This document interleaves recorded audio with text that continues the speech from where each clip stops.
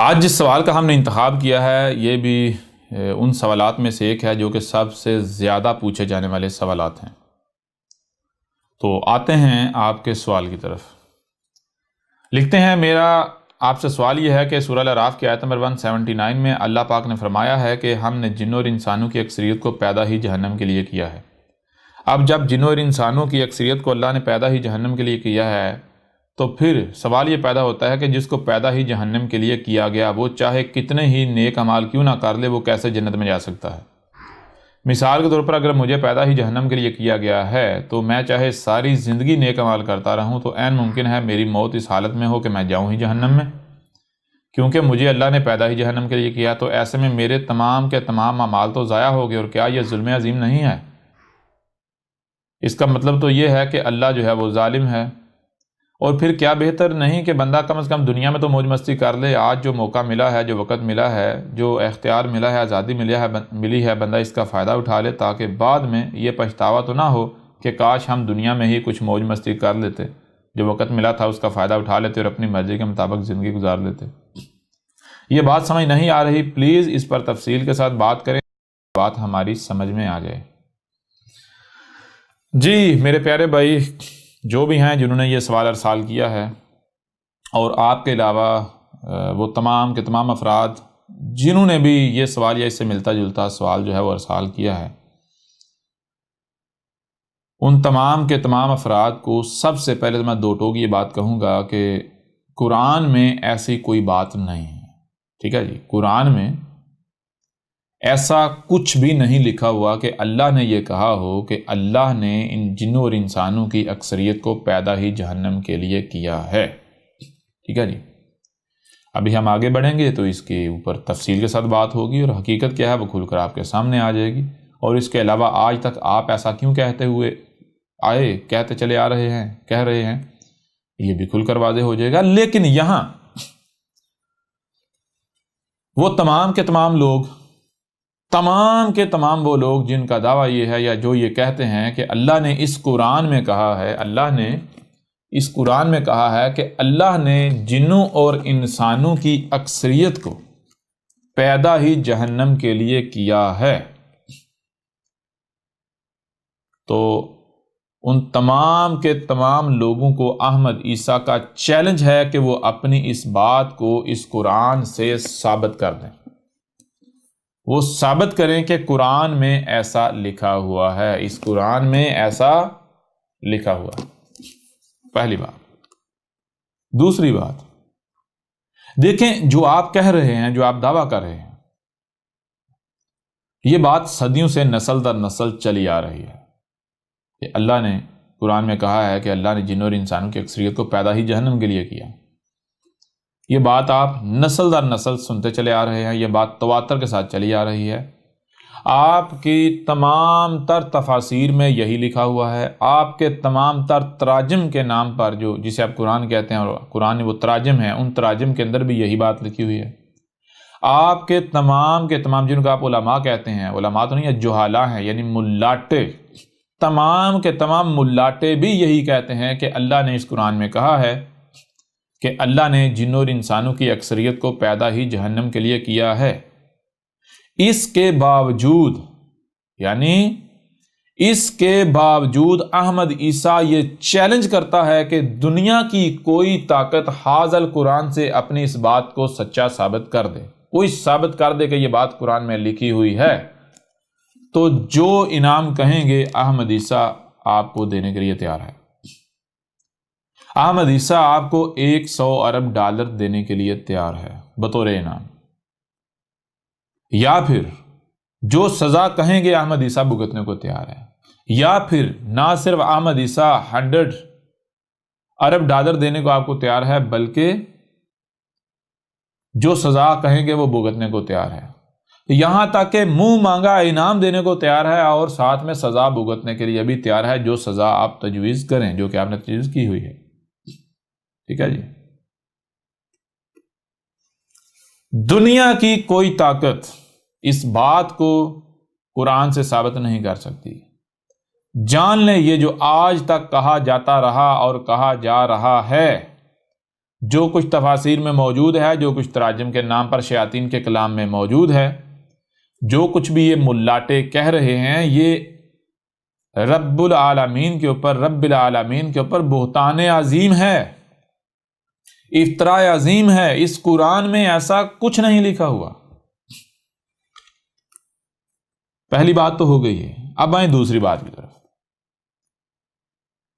جو لوگ بھی یہ کہتے ہیں کہ قرآن میں ایسا لکھا ہوا ہے کہ اللہ نے جنوں اور انسانوں کی اکثریت کو جہنم کے لیے پیدا کیا، میں ان سے سوال کرتا ہوں کہ کیا ان کے پاس اس قرآن کا علم ہے؟ کیا وہ جانتے ہیں کہ یہ قرآن کیا ہے؟ اگر یہ بات ثابت ہو جائے کہ ان کو یہ علم ہی نہیں کہ یہ قرآن کیا ہے، تو پھر یہ کیسے دعویٰ کر سکتے ہیں کہ اس قرآن میں جناب یہ بات لکھی ہوئی ہے، یہ بات ہے یا یہ نہیں ہے، فلاں بات ہے یا فلاں نہیں ہے؟ کیسے دعویٰ کر سکتے ہیں؟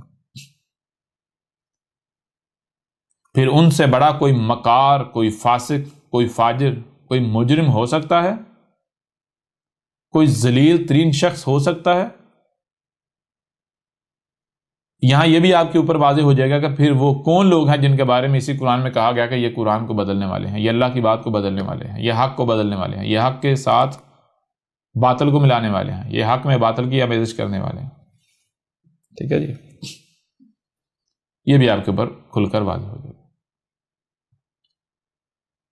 تو میرے پیارے بھائیوں، میری پیاری بہنوں، وہ تمام کے تمام لوگ جو حق کے طلبگار ہیں، جو حق کے طلبگار ہیں، آپ ایسا کریں، اس قرآن کو اٹھا کر دیکھیں۔ اس قرآن میں سورہ زمر ہے، 39 نمبر سورت ہے، اس کی آیت نمبر 23 ہے، 23 نمبر آیت ہے۔ اس آیت میں کیا ہے؟ اللہ نزل احسن الحدیث۔ اس آیت میں اس بات کا جواب دیا گیا کہ اللہ نے کیا اتارا تھا۔ اللہ نزل احسن الحدیث، اللہ نے کیا اتارا تھا؟ اللہ نے یہ اتارا تھا، کیا تھا؟ احسن الحدیث ہی اتاری تھی۔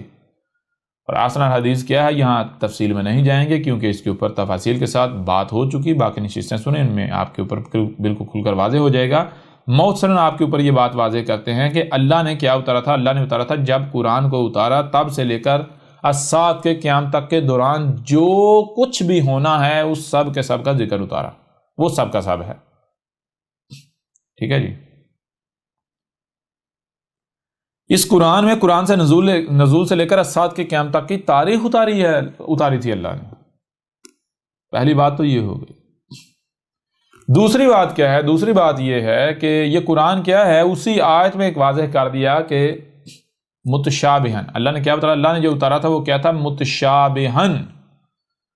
متشابہن شبہ سے ہے۔ شبہ کسے کہتے ہیں؟ شبہ کہتے ہیں کہ جو سامنے نظر آ رہا ہے، جو سامنے نظر آ رہا ہے، حقیقت وہ نہیں ہے۔ حقیقت کیا ہے؟ حقیقت کا علم 100% چھپا دیا گیا۔ حقیقت کیا ہے؟ اس کا علم چھپا دیا گیا۔ جیسا کہ اس سے پہلے بھی آپ کے اوپر واضح کیا تھا، مثال کے طور پر آپ اپنی آنکھوں سے دیکھتے ہیں کہ سورج جو ہے وہ طلوع ہوتا ہے، اوپر نکلتا ہے، اوپر چڑھتا ہے، وہ کمان کی مانند سفر کرتا ہوا پھر جو ہے وہ نیچے جا کر ڈوب جاتا ہے، پھر دوسرے دن اسی طرح ہوتا ہے۔ بظاہر آپ کو اپنی آنکھوں سے نظر آتا ہے کہ سورج جو ہے وہ سفر کر رہا ہے، آپ کو زمین نہ صرف چپٹی بلکہ ٹھہری ہوئی نظر آتی ہے، ساکت نظر آتی ہے، لیکن کیا حقیقت یہی ہے؟ آج ہر ایک کے اوپر واضح ہو گیا کہ حقیقت یہ نہیں ہے، حقیقت اس کے بالکل برعکس ہے۔ حقیقت کیا ہے؟ وہ چھپی ہوئی ہے۔ تو یہ جو ظاہر ہے، حقیقت کا چھپے ہوئے ہونا، اور یہ جو ظاہر ہوتا ہے، اسے کہتے ہیں شبہ، اسے کہتے ہیں متشابہن۔ ٹھیک ہے جی، یہ جان لیں، یہ قانون ہے، یہ اٹل حقیقت ہے۔ آپ کسی بھی شے کو اپنے سامنے رکھ لیں، کسی بھی شے کو، مثال کے طور پر یہ مارکر ہے، تو اس کے دو پہلو ہیں۔ یہ قانون واضح کر دیا اسی قرآن میں، اس قرآن میں یہ قانون واضح کر دیا کہ ہم نے ہر شے سے اس کا جوڑا خلق کیا ہے، ہر شے سے اس کا جوڑا ہے۔ کوئی بھی شے، کوئی بھی بات ون سائیڈڈ نہیں ہوتی، اس کا جوڑا ہوتا ہے۔ ٹھیک ہے جی، آپ اپنی ہی ذات میں غور کر لیں تو آپ کے اوپر یہ بات کھل کر واضح ہو جائے گی کہ آپ کا بھی جوڑا ہے، یعنی کہ ایک جوڑا دوسرے لحاظ سے مرد عورت، یعنی کہ صرف اس کی بات نہیں ہو رہی، اگر اس باڈی کی بھی بات کریں تو اس کا بھی جوڑا ہے، اسی سے اس کا جوڑا ہے۔ کیا آپ صرف یہ نہیں ہے کہ یہ جو ظاہر نظر آ رہا ہے، بلکہ اس کے برعکس بہت کچھ ایسا ہے جو باطن ہے۔ باطن کیا؟ یعنی جو چھپا ہوا ہے۔ مثال کے طور پر اگر دیکھیں، آپ غور کریں، آپ کا جسم جو ظاہری نظر آ رہا ہے، آپ ظاہری جسم کو لیپا پوتی کرتے رہیں، اس کا خیال کرتے رہیں، لیکن جو باطن ہے اس کا خیال نہیں کریں، اس کو نظر انداز کر دیں، تو نتیجہ کیا نکلے گا؟ آپ کا جسم تباہ ہو جائے گا، آپ کا جسم تباہ ہو جائے گا۔ یہاں سے آپ کے سامنے دو باتیں واضح ہوتی ہیں۔ پہلی بات یہ سامنے آتی ہے، پہلا قانون اور اصول یہ سامنے آتا ہے کہ ہر شے سے اس کا جوڑا ہے، ظاہر اور باطن ہے۔ اگر ظاہر کے پیچھے پڑا جائے گا تو نقصان کا سامنا کرنا پڑے گا۔ ظاہر کل کا کل نہیں ہے، ظاہر حقیقت نہیں ہے، ظاہر فتنہ ہے، ظاہر کے پیچھے پڑیں گے تو نقصان کا سامنا کرنا پڑے گا۔ اس وقت تک کوئی بھی کام نہیں کرنا، کوئی بھی بات نہیں کرنی جب تک کہ آپ ظاہر کے ساتھ باطن کو جان نہیں لیتے۔ ٹھیک ہے جی؟ بالکل اسی طرح یہ جو قرآن ہے، اس قرآن کا اس سے جوڑا ہے۔ کون سا جوڑا ہے؟ یہ جو آپ کو نظر آ رہا ہے یہ ظاہر ہے، تو کیا ظاہر کل کا کل ہے؟ نہیں بھائی، ظاہر کل کا کل نہیں ہے، بلکہ ظاہر کے ساتھ جب تک باطن سامنے نہیں آئے گا تب تک کل کا کل نہیں ہوگا۔ ٹھیک ہے جی؟ تو قرآن کا متشابہ ہونا کیا ہے؟ متشابہ ہونا یہ ہے کہ یہ جو آپ کو سامنے نظر آ رہا ہے یہ ظاہر ہے، یہ کل کا کل نہیں ہے، بلکہ اس کے برعکس بہت کچھ ایسا ہے جو چھپا ہوا ہے، جو غیب ہے۔ ٹھیک ہے جی؟ جو چھپا ہوا ہے، جو چھپا ہوا ہو اسے کیا کہتے ہیں؟ اسے کہتے ہیں غیب۔ اسے کیا کہتے ہیں؟ غیب۔ ٹھیک ہے جی؟ اور غیب کا علم کس کے پاس ہے؟ ہر کوئی کہتا ہے جی غیب کا علم صرف اللہ کے پاس ہے۔ اور دوسرا آپ نے یہ جان لیا کہ ہم نے پیچھے جو نشستیں ہیں ان میں یہ بات واضح کی، الصلاۃ کے موضوع کے اوپر یہ بات واضح کی کہ اللہ بالکل واضح کہہ رہا ہے کہ الذین یؤمنون بالغیب، یؤمنون بالغیب۔ متقی کون ہیں؟ الصلاۃ جو قائم کریں وہ کون ہیں؟ جو الغیب کے ساتھ بات مانتے ہیں، یعنی جو غیب کو نظر انداز نہیں کرتے، اس وقت تک کوئی عمل نہیں کرتے جب تک کہ وہ غیب کو جان نہیں لیتے، غیب کو پہچان نہیں لیتے، غیب کا علم حاصل نہیں کر لیتے۔ اور غیب کا علم کس کے پاس ہے؟ غیب کا علم تو صرف اللہ کے پاس ہے۔ اب کیا کرنا ہے؟ یعنی کوئی بھی کام کرنا ہے، کوئی بھی بات کرنی ہے، اس وقت تک نہیں کرنی جب تک کہ جو چھپا ہوا ہے، جو غیب ہے، اس کا علم آپ کے پاس نہیں آ جاتا۔ تو اس غیب جو ہے اس کا علم کس کے پاس ہے؟ غیب کا علم صرف اللہ کے پاس ہے۔ لہذا کیا کیا جائے گا؟ خود کو اللہ کے آگے جھکایا جائے گا، اللہ کا محتاج بنایا جائے گا۔ اے اللہ، اس وقت تک اگر میں کوئی کام کرتا ہوں بغیر غیب کو جانے، یعنی بغیر غیب کے میں عمل کرتا ہوں تو تباہی ہوگی، خرابی ہوگی، میرا اپنا نقصان ہوگا، باقیوں کا نقصان ہوگا۔ میں یہ نہیں چاہتا۔ میں چاہتا ہوں جو بات کروں پرفیکٹ کروں، جو کام کروں، جو عمل کروں پرفیکٹ کروں، ہر ایک کا اس میں فائدہ ہو، اس سے فائدہ میرا اپنا، باقیوں کا بھی۔ تو اس کے لیے تو غیب کا علم ہونا لازم ہے۔ تو غیب کا علم تو صرف تیرے پاس ہے۔ لہذا کیا کیجئے؟ خود کو اللہ کے سامنے، رب کے سامنے جھکا دیا جائے۔ جو جھکا دیتے ہیں پھر رب جو ہے وہ غیب کا علم ظاہر کرتا ہے ایسے شخص کے اوپر، اس کی اس بات، اس کے کام سے متعلقہ جو غیب کا علم ہوتا ہے۔ اور یہی قرآن میں بھی کہا گیا، اللہ جو ہے وہ اپنے عباد میں سے جیسے اس کا قانون ہے اس طرح وہ غیب کا علم جو ہے وہ ظاہر کرتا ہے، جیسے چاہتا نہیں، جیسے قانون ہے، من یشاء، جیسے قانون ہے اس کے مطابق جو ہے وہ غیب کا علم ظاہر کرتا ہے۔ بہرحال تو قرآن جو ہے یہ جو آپ کو نظر آ رہا ہے یہ ظاہر ہے، اور ظاہر کل کا کل نہیں ہے۔ اگر آپ اسے حق مان لیتے ہیں، اسے سچ مان لیتے ہیں، تو آپ کے پاس صرف ایک ہی رستہ ہوگا، اور وہ کیا ہے؟ وہ ہے گمراہی۔ ٹھیک ہے؟ گھاٹے کا سودا، خسارے کا سودا۔ اس وقت تک آپ نے اسے حق اور سچ نہیں ماننا، اسے مکمل نہیں جاننا جب تک کہ آپ اس کا جو غیب ہے، جو چھپا ہوا ہے اسے نہیں جان لیتے۔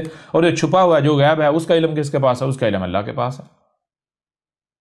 اور دوسرے پہلو سے بغیر جان لیں، اللہ نزل احسن الحدیث کتابا متشابہا مثانی، یعنی کہ اللہ نے کیا اتارا تھا؟ اللہ نے جو اتارا تھا وہ قرآن کے نزول سے لے کر اسات کی، یعنی جب اتارا تھا اب سے لے کر اسات کے قیام تک کی آسان تاریخ ہے، پہلی بات۔ اور پھر دوسری بات آگے بیچ میں جو جا کر متشابہ ہے، متشابہ کا مطلب کیا ہے؟ یعنی یہ جو سامنے نظر آ رہا ہے یہ حقیقت نہیں ہے، یہ مکمل نہیں ہے۔ حقیقت کیا؟ اس کا علم 100% چھپا دیا گا۔ تو کس نے چھپایا؟ ظاہر بات ہے جس نے یہ قرآن اتارا، جس نے بھیجا، اس نے چھپایا نا۔ اس کو پتا ہے نا اس نے کتنا بھیجا ہے اور کتنا رکھ لیا اپنے پاس۔ رب نے یوں سمجھے کہ آدھی شے بھیج دی، آدھا علم بھیج دیا، آدھا اپنے پاس چھپا کے رکھ دیا۔ اور یہ جو آدھا بھیجا ہے یہ کس طرح کا بھیجا ہے؟ بیچ میں سے بھیجا ہے، بیچ میں سے، انتہائی لمٹڈ، انتہائی تھوڑا، باقی جو ہے درمیان کا وہ چھپا دیا۔ اب یہ کیا ہے یہ اس وقت تک آپ نہیں جان سکتے جب تک کہ آپ جس نے چھپا دیا یعنی اللہ، آپ اپنے آپ کو اس کا محتاج نہیں بناتے، اپنے آپ کو اس کے آگے جھکا نہیں دیتے۔ جو خود کو اللہ کے سامنے جھکائے گا، یعنی جو یہ کہے گا کہ اے ہمارے رب ہم فقیر ہیں تو غنی ہے، تو پھر رب اس کے اوپر جو چھپا ہوا ہے، جو غیب ہے، وہ کھول کر واضح کرے گا۔ اور جو کہے گا نہیں اے اللہ ہم تو غنی ہیں تو فقیر ہے، یعنی تو سزائیں لگا رہا ہے، میری طرف آؤ، میرے علاوہ قرآن کو بیان نہیں کر سکتا، میرے علاوہ قرآن کو بیان نہیں کر سکتا، تو فقیر ہے، تو ایسے سزائیں لگا رہا ہے، آوازیں لگا رہا ہے۔ ہم خود اس قرآن کو بیان کر سکتے ہیں، لہذا وہ کیا کرتے ہیں؟ اپنے تراجم کو، تفاسیروں کو، اپنے بخاریوں کو، بابوں کو، مسلموں کو، ان کے جو روایتیں وہ سارا کو یعنی لٹریچر ایک طرف اس قرآن کو رکھتے ہیں، دوسرا وہ سب کچھ رکھ کے کہتے ہیں ہم تو قرآن کو سمجھ رہے ہیں۔ تو یہ کیا ہے؟ یہ آپ اپنے عمل سے یہ دعویٰ نہیں کر رہے کہ اے اللہ تو فقیر ہے اور ہم غنی ہیں، یعنی قرآن میں کیا لکھا ہوا ہے، قرآن میں کس آیت کا کیا مطلب ہے، کیا چھپا ہوا ہے، اس کو جاننے کے لیے ہم تیرے محتاج نہیں ہیں، ہم خود کفیل ہیں، ہم یہ کام خود کر سکتے ہیں۔ یہ اللہ کو یہ نہیں، اور جب آپ یہ دعویٰ کر رہے ہیں کہ اللہ تو فقیر ہے ہم غنی ہیں، ہم خود کفیل ہیں، ہم یہ کام خود کر سکتے ہیں، تو پھر ساری بات ہے اللہ آپ کو ہدایت دے گا، اللہ آپ کے اوپر حق واضح کرے گا؟ سوال ہی پیدا نہیں ہوتا۔ تو پھر آپ کہاں جائیں گے؟ جو علم اللہ کے علاوہ کسی کے پاس ہے ہی نہیں، وہ آپ کو کہاں سے مل سکتا ہے؟ آپ اسی قرآن کو لے کر گمراہ ہوں گے یا نہیں ہوں گے؟ اسی قرآن کے ساتھ گمراہی کی طرف جائیں گے یا نہیں جائیں گے؟ بالکل جائیں گے، اس میں کوئی شک و شبہ نہیں۔ لہٰذا ایسے جتنے بھی لوگ یہ دعویٰ کرتے ہیں کہ قرآن میں فلاں بات لکھی ہوئی ہے اور فلاں نہیں، یا مثال کے طور پر جو ہمارا سوال ہے، جو ہم سے سوال کیا گیا کہ اس قرآن میں جی اللہ نے کہا ہے کہ اللہ نے جن اور انسانوں کی اکثریت کو جہنم کے لیے پیدا کیا، تو جو لوگ بھی یہ دعویٰ کرتے ہیں میں ان کو چیلنج کرتا ہوں، دنیا کی کوئی طاقت اپنی اس بات کو اس قرآن سے ثابت کر دے، جو انعام کہیں گے احمد عیسیٰ کو دینے کو تیرا ساتھ، جو سزا کہیں گے وہ بھی احمد عیسیٰ بھگتنے کو تیار ہے۔ آج میدان میں آ جائیں۔ یہ رب کے اوپر سری بہتان ہے، بہتان عظیم ہے۔ وہ اگر کسی کو پیدا ہی جہنم کے لیے کر دیا گیا تو کل کو اس سے حساب لیا جا سکتا ہے؟ وہ تو کہے گا اللہ تو نے مجھے پیدا جہنم کے لیے کیا تھا، جب پیدا جہنم کے لیے گیا تھا تو میں کیا کر سکتا تھا؟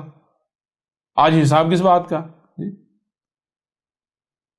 ان عقل کے اندھوں میں رائی برابر عقل نہیں، غور نہیں کرتے، سوچتے نہیں ہیں، سمجھتے نہیں ہیں، بس اندھوں کی طرح اپنے آباء و اجداد کے پیچھے چل رہے ہیں، اندھوں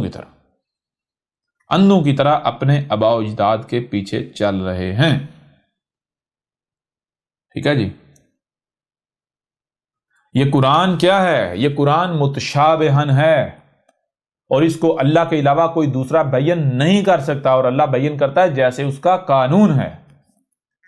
اور آج یہ راز کھول کر واضح کیا گیا، کیوں کیا گیا، اور آج کیوں کھول کر واضح کیا جا رہا ہے؟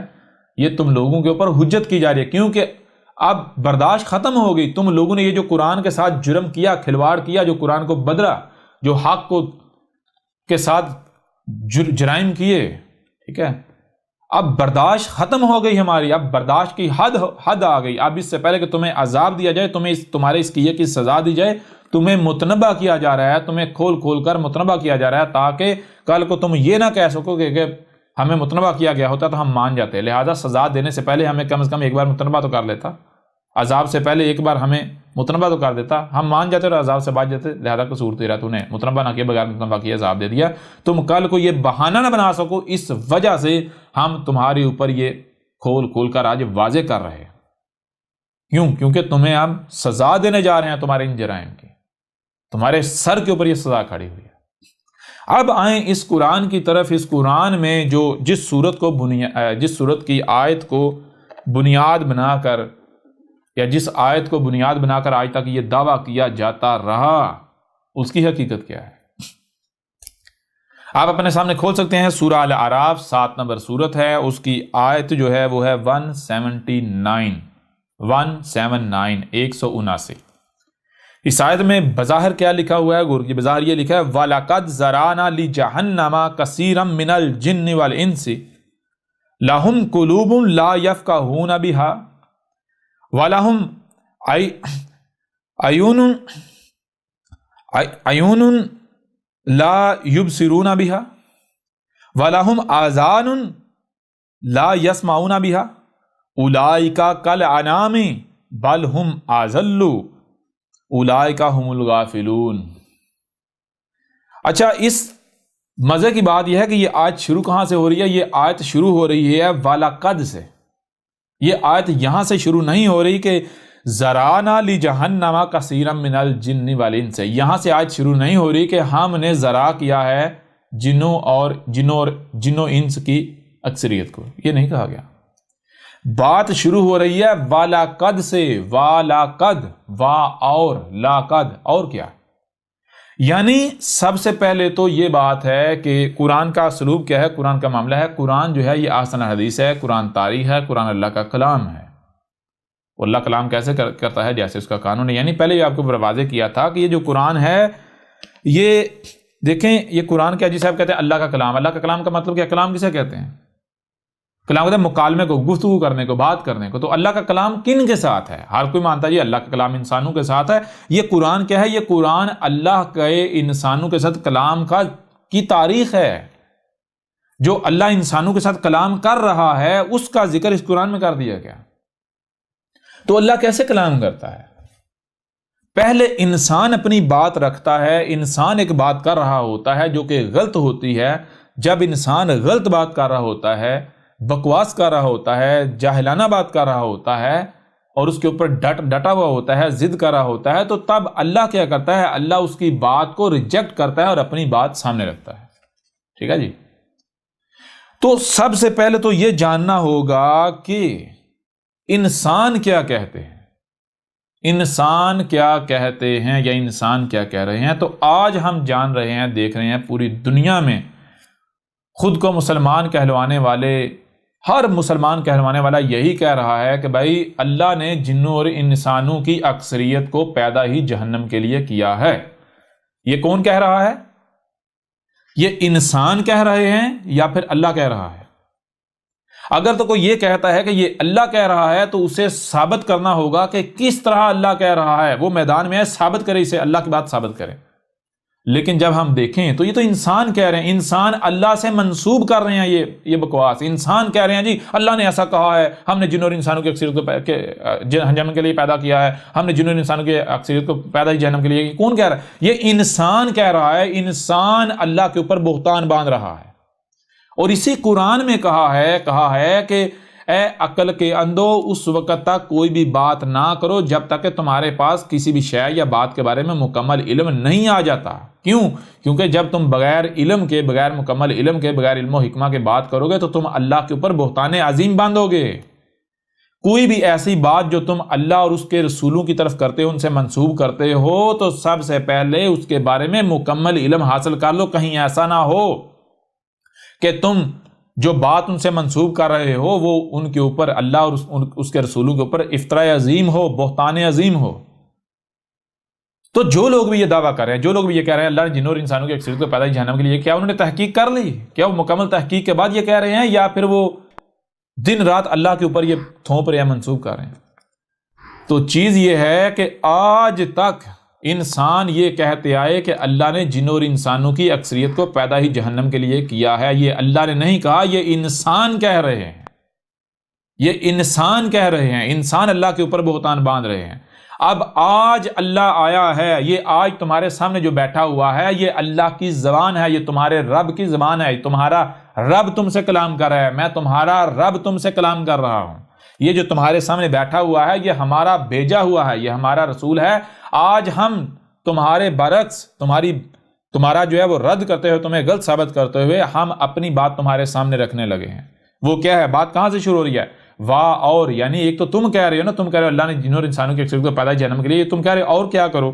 صرف یہی نہ کہو، صرف یہی نہ کہو، اور کیا کرو؟ اور یہ کرو، لاقد، لا، تم کو کیا سننے کے لیے کان نہیں دیے نا، دیکھنے کے لیے آنکھیں دی نا، تو کیا صرف سننے کے لیے کان اور آنکھیں دیں؟ صرف سننے اور دیکھنے کی صلاحیت دی؟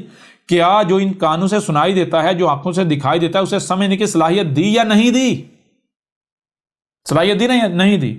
تو لہٰذا تم یہ بات تو کر ہی رہے ہو کہ اللہ نے جنوں اور انسانوں کی اکثریت کو پیدا کیا، اس کے علاوہ اور ایک کام اور کرو۔ وہ کیا کرو؟ لاقد، لا، تم کو سننے کے لیے کان دیے گئے، دیکھنے کے لیے آنکھیں دی گئی، جو سنائی اور دکھائی دے رہا ہے اسے سمجھنے کی صلاحیت دی گئی۔ لہٰذا جو بات کر رہے ہو، جو کہہ رہے ہو، جو تمہیں سنائی دے رہا ہے، جو دکھائی دے رہا ہے، اس کو سمجھو تو صحیح نا، تحقیق تو کرو نا، غور و فکر تو کرو نا۔ جب تم غور و فکر کرو گے تو تمہارے سامنے کیا آئے گا؟ قد، تمہارے سامنے وہی آئے گا جو کہ طے شدہ ہے، جو قانون میں کر دیا، جو قدر میں کر دیا، جس کے علاوہ اور کچھ آ ہی نہیں سکتا. کیا سامنے آئے گا تمہارے سامنے کیا آئے گا؟ زرعنا. ذرا کسے کہتے ہیں؟ ذرا کہتے ہیں جسے آپ کہتے ہیں ایٹم. ذرا ایٹمز یعنی کہ ایٹم کیا ہوتا ہے؟ ایٹم کسی بھی، یہ جتنی مخلوقات ہیں، کسی مخلوق کی اکائی ہوتی ہے. جیسے ایک عمارت کی اکائی ایک اینٹ ہوتی ہے، بالکل اسی طرح ایٹم کسی بھی مخلوق کی ایک اکائی یعنی اکائی ہوتی ہے. تو وَلَقَدْ ذَرَأْنَا لِجَهَنَّمَ كَثِيرًا مِنَ الْجِنِّ وَالْإِنسِ. اے عقل کے اندو ایسا کرو، یہ بات تو تم کہہ ہی رہے ہو کہ اللہ نے جنوں اور انسانوں کی اکثریت کو پیدا ہی جہنم کے لیے کیا ہے. تم اس کے ساتھ ایک اور کام کرو، وہ یہ کرو کہ ہم نے تمہیں سننے کے لیے کان دیے گئے، دیکھنے کے لیے آنکھیں دی گئی. نہ صرف سننے دیکھنے کے لیے کان اور آنکھیں دی گئی، بلکہ جو سنائی اور دکھائی دے رہا ہے اسے سمجھنے کی بھی صلاحیت دی گئی. لہذا تم سمجھو.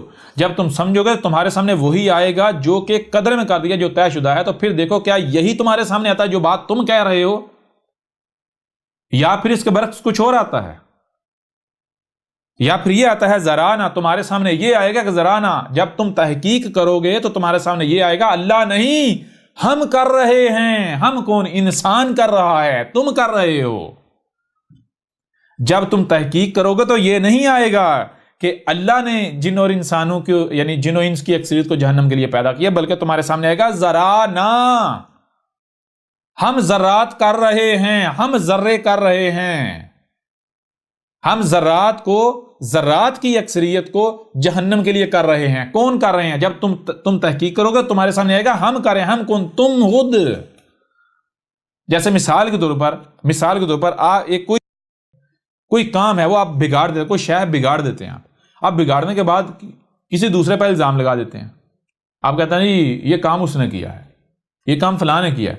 وہ کہتا ہے، آپ کہتے ہیں یہ کام تو نے کیا. میں وہ شے آپ کے سامنے رکھتا ہوں، میں کہتا ہوں ذرا تحقیق کر کس نے کیا، تحقیق کر ذرا. جب آپ تحقیق کریں گے تو آپ کے اوپر واضح وہ بھائی یہ تو میں نے ہی کیا ہے. ٹھیک ہے، یہ تو میں نے ہی کیا ہے. تو یہ یہاں جو بات کی وہ یہ کی کہ وَلَقَدْ ذَرَأْنَا لِجَهَنَّمَ كَثِيرًا مِنَ الْجِنِّ وَالْإِنسِ. عقل کے اندو یہ تو تم کہہ رہے ہو کہ اللہ نے جن اور انسانوں کی اکثریت کو پیدا جہنم کے لیے کیا. ایک اور کام کرو، وہ یہ کرو کہ ہم نے تمہیں صرف سننے کے لیے کان اور دیکھنے کے لیے آنکھیں نہیں دی. یعنی یہ تم کس بنیاد پر کہہ رہے ہو؟ یہ تم صرف اسی بنیاد پر کہہ رہے ہو کیونکہ تم یہی سن رہے ہو، سنتے آئے ہو اپنے آباء و اجداد سے. یہی تم دیکھ رہے ہو اپنے تراجم میں، اپنی تفاسیر میں، اپنے اماموں کی کتابوں میں، اپنے بڑوں کی کتابوں میں، جی ان کے لٹریچر میں. یہ تو کیا ہم نے تمہیں صرف سننے اور دیکھنے کی صلاحیت دی؟ جو سنائی اور دکھائی دے رہا ہے اسے سمجھنے کی صلاحیت نہیں دی نا. تو ایسا کرو، جو تم سن اور دیکھ رہے ہو اس کو ایک سائڈ پر رکھو، اس کے ساتھ ایک اور کام کرو. وہ یہ کام کرو کہ جو ہم نے تمہیں سننے اور دیکھنے کی صلاحیت دی اس کا بھی استعمال کرو. ذرا سمجھو. جب تم سمجھو گے تمہارے سامنے یہ بات بالکل کھل کر واضح ہو جائے گی کہ یہ جو تم بہتان باندھ رہے ہو یہ حقیقت ہے یا پھر یہ بہتان ہے. بہتان عظیم ہے آپ کے اوپر. یہ کام اللہ نے کیا، یہ کام تمہارا ہے، یہ تمہارے اوپر واضح ہو جائے گا. اور یہاں آیت میں کہیں یہ نہیں کہا کہ ہم نے پیدا کیا یا خلق کیا، نہیں. یہاں ہے ذرانا. ذرا کسے کہتے ہیں؟ ذرا ذرے سے. ذرا کسے کہتے ہیں؟ ایٹم کو. ایٹم کیا ہوتا ہے؟ ایٹم ہوتا ہے کسی بھی مخلوق کی جو اکائی ہوتی ہے. جیسے ایک عمارت کی اکائی ایک اینٹ ہوتی ہے. ٹھیک ہے، تو ذرانا لجہنم. اس کے لیے سب سے پہلے آپ کو یہ جاننا ہوگا جہنم کیا ہے. جہنم کیا ہے آپ کے اوپر بالکل کھول کر واضح کر دیا گیا کہ ہذہ جہنم اللاتی ان کنتم توعدون. ہذہ یہ تھی وہ جہنم. کون سی؟ یہ تھی وہ جہنم. یہ کون سی؟ ہم نے یہ جو جب تمہیں ہم زمین پر لائے تھے، زمین پر بسایا تھا، تو یہ زمین ہم نے تمہیں جنت بنا کر دی تھی. اے آدم، ہم نے تمہیں یہ زمین جو ہے جنت، جب تمہیں ہم وجود میں لائے تھے تو یہ زمین جنت تھی، جہنم نہیں تھی. یہ زمین مخصوص الجنہ تھی، مخصوص جنت تھی. تو ہم نے تمہیں جنت بنا کر دی تھی. لیکن تم نے کیا کیا؟ تم نے ترقی کے نام پر یعنی فساد کرتے رہے، آسمان و زمین میں چھیڑ چھاڑ کرتے، فطرت اندر تبدیلیاں کرتے تم کیا کر رہے ہو؟ تم یہ جو زمین کا میٹیریل ہے، جنت کے میٹیریل کو جہنم کا میٹیریل بنا رہے ہو. یہ جو زمین کے ذرات ہیں، ایٹمز ہیں، جن ایٹم سے مخلوقات بن رہی ہیں، نظام چل رہا ہے، تم ان ایٹمز کو جہنمی ایٹمز بنا رہے ہو. یعنی تم ان ایٹمز کو بگاڑ رہے ہو. جہنم کیا ہے؟ جنت کی ضد. جنت کیا ہے؟ باغات. جہنم کیا؟ ان باغات کو بگاڑ دینا. جیسے گاڑی ہے، مثال کو گاڑی ہے، بہترین گاڑی ہے، نرم ملائم سیٹیں، بڑی پرسکون ہے. تو اسے آپ یعنی جنت کہہ لیں. اور جہنم کیا ہے؟ آپ اس گاڑی کو بگاڑ دیں. جی تو جہنم کو آپ اس وقت تک نہیں جان سکتے جب تک کہ آپ جنت کو نہیں جان لیتے. جنت کیا ہے؟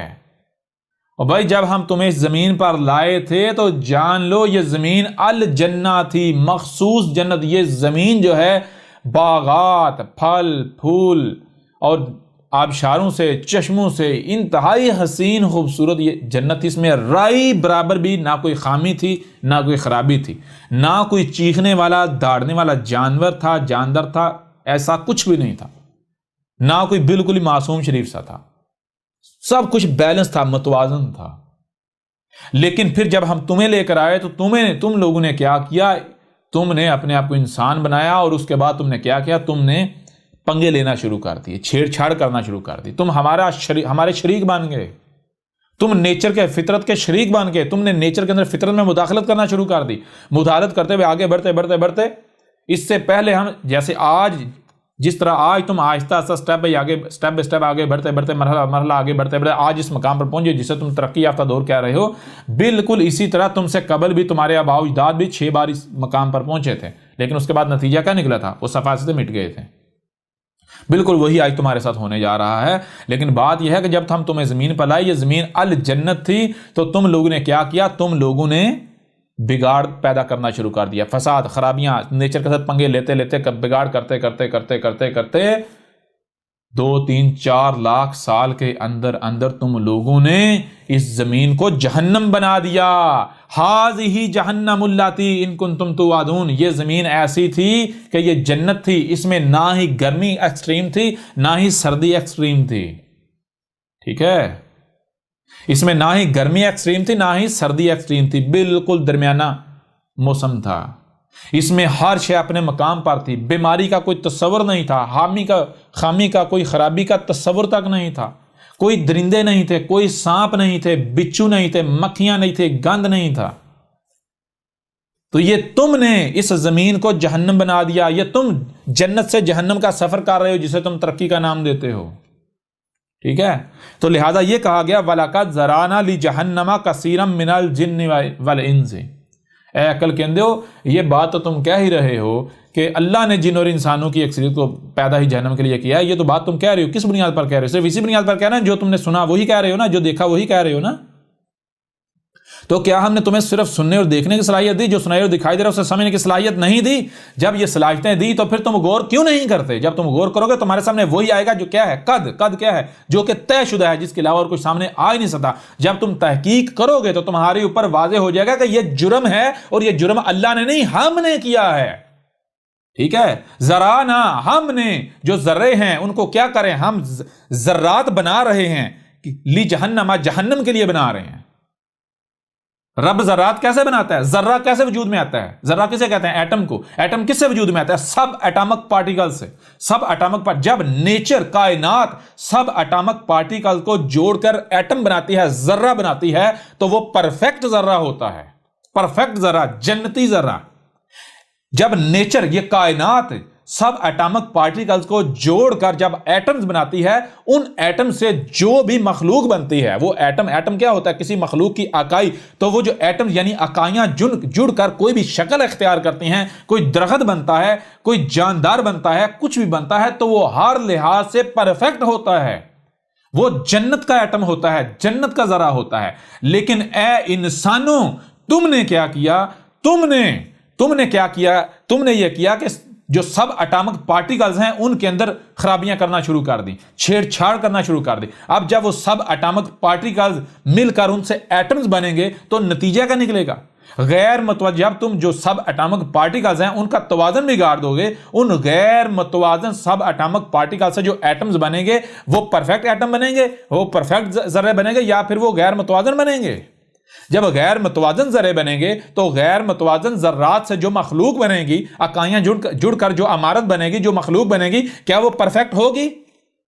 وہ خراب نہیں ہوگی. اور خراب ہی کو تو جہنم کہتے ہیں. اے گدھے کے بچوں، جہنم تم خود بنا رہے ہو. جہنم کا میٹیریل، ذرا کسے کہتے ہیں؟ ذرات کے میٹیریل کو. جہنم کا میٹیریل تم خود بنا رہے ہو. یہ زمین ہم نے جنت بنائی تھی.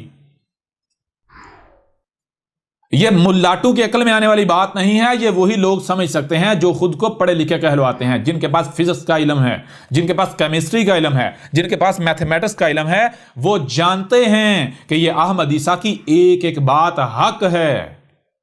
ٹھیک ہے، یہ ہے. ہم نے کب قرآن میں کہیں پر بھی یہ نہیں ہے کہ اللہ نے جن اور انسانوں کی اکثریت کو پیدا ہی جہنم کے لیے کیا ہے. اور تمہاری تو ایک ایک بات غلط ہے. یہاں جن اور انسانوں کہاں آ گیا؟ یہاں تو جن والے انس ہے. تمہیں تو یہ نہیں پتا جن کسے کہتے ہیں، تمہیں یہ نہیں پتا انس کسے کہتے ہیں. یہ بھی ہم واضح کریں گے. بہرحال یہاں تک یہ بات سامنے آ جانی چاہیے. تحقیق کرو ذرا، کون ذرات کو جہنمی ذرات بنا رہا ہے؟ کون زمین کا جو میٹیریل ہے جہنمی میٹیریل بنا رہا ہے؟ کون کر رہا ہے؟ غور کرو ذرا. کیا تم توازن نہیں بگاڑ رہے آسمان و زمین کا؟ ہر شے میں پنگے لے کر توازن نہیں بگاڑ رہے؟ اے گدھے کے بچوں، تم کہتے ہو کہ اللہ بیماریاں دیتا ہے، اللہ مارتا ہے، اللہ ظلم کرتا ہے. او گدھے کے بچوں، اللہ ظلم نہیں کرتا. یہ بیماریاں تمہارے اپنے ہاتھوں، تمہارے اپنے کرتوتوں کا نتیجہ ہے. اگر کوئی شخص، اگر کوئی بچہ چھوٹا ہوتا ہی مر جاتا، اس کی ڈیتھ ہو جاتی ہے، تو اس کا ذمہ دار اللہ نہیں ہے، تم لوگ ہو. اگر اس کو مارنا ہی تھا، قتل ہی کرنا تھا، مارنا ہی تھا، تو اللہ اس کا وجود میں کیوں لاتا؟ یہاں تک کہ اس کا خالق اللہ نہیں ہے، وہ خلق میں بھی تم شریک ہو. اللہ، ایک بچہ اللہ کا خلق کردہ ہو اور اس میں کسی قسم کی خرابی ہو، یہ کیسے ہو سکتا ہے؟ کیسے ہو سکتا ہے؟ یہ ایک بچہ پیدا ہو اور اس کے اندر خامیاں ہوں، خرابیاں ہوں، جو کہ آپ خود اپنے عمل سے اعلان کرتے ہو، بھائی اس کو پولیو کے قطرے پلاؤ، اس کی ویکسینیشن کرو. اس کا مطلب کیا ہے؟ آپ کہتے ہیں بچہ پیدا ہوا ہے، اس کے اندر فالٹ ہیں، ہم ان فالٹوں کو دور کر دیں. یعنی آپ اپنے عمل سے یہ اعلان کرتے ہیں، یہ دعویٰ کرتے ہیں کہ اللہ نے ایک فالٹی بچہ پیدا کر دیا. او گدھے کے بچوں، ایک طرف کہتے ہو الحمدللہ اللہ کے لیے ہے ہی الحمد، دوسری طرف کہہ رہے ہو اللہ کے لیے حمد ہے ہی. تم غور نہیں کرتے تم کیا کہہ رہے ہو، کیا کر رہے ہو؟ رب العالمین کے اوپر رب العالمین کے بہتان عظیم باندھ رہے ہو. جب تم غیر متوازن، یعنی جب تم رزق کا توازن بگاڑو گے، غیر متوازن رزق کھاؤ گے، اس غیر متوازن رزق سے کیا بنے گا؟ تم غور تو کرو، تمہاری باڈی، تمہارا جسم کیا ہے؟ کیمسٹری کا فارمولا ہے گدھے کے بچوں.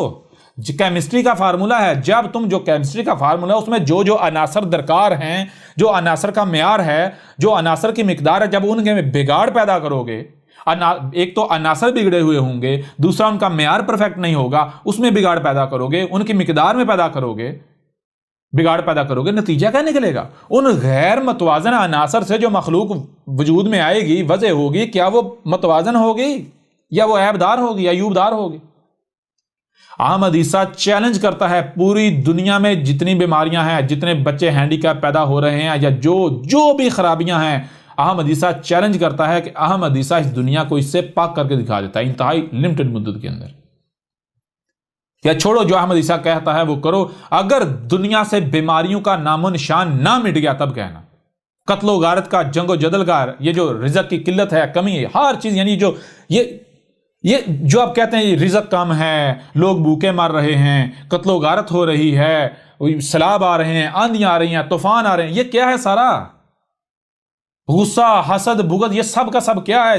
نچلی سطح سے لے کر بڑی سطح تک یہ کیا ہے؟ اور یہ توازن کا بگاڑ ہی تو ہے. توازن میں بگاڑ ہے. یہ توازن میں بگاڑ اللہ نے نہیں، ہم نے نہیں، اللہ نے نہیں، تم نے، انسانوں نے کیا ہے. تم کہتے ہو اللہ نے جن اور انسانوں کی اکثریت کو جہنم کے لیے پیدا کر دیا. یہی بات آگے کی، اس میں جن والے انس ہے. جن اور انس کیا ہے اس کے اوپر بعد میں بات کریں گے، لیکن یہاں محسن بات کرتے ہوئے آگے بڑھتے ہیں. جن اور انس کیا ہے؟ انس کیا ہے؟ انس ہے میٹیریل باڈی. انس کیا ہے؟ انس ہے میٹیریل باڈی. اور جن کیا ہے؟ جن ہے گرم انرجی. ٹھیک ہے، گرم انرجی. یہ جو میٹیریل باڈی ہے اس کی مثال بالکل ایک گاڑی کی سی ہے.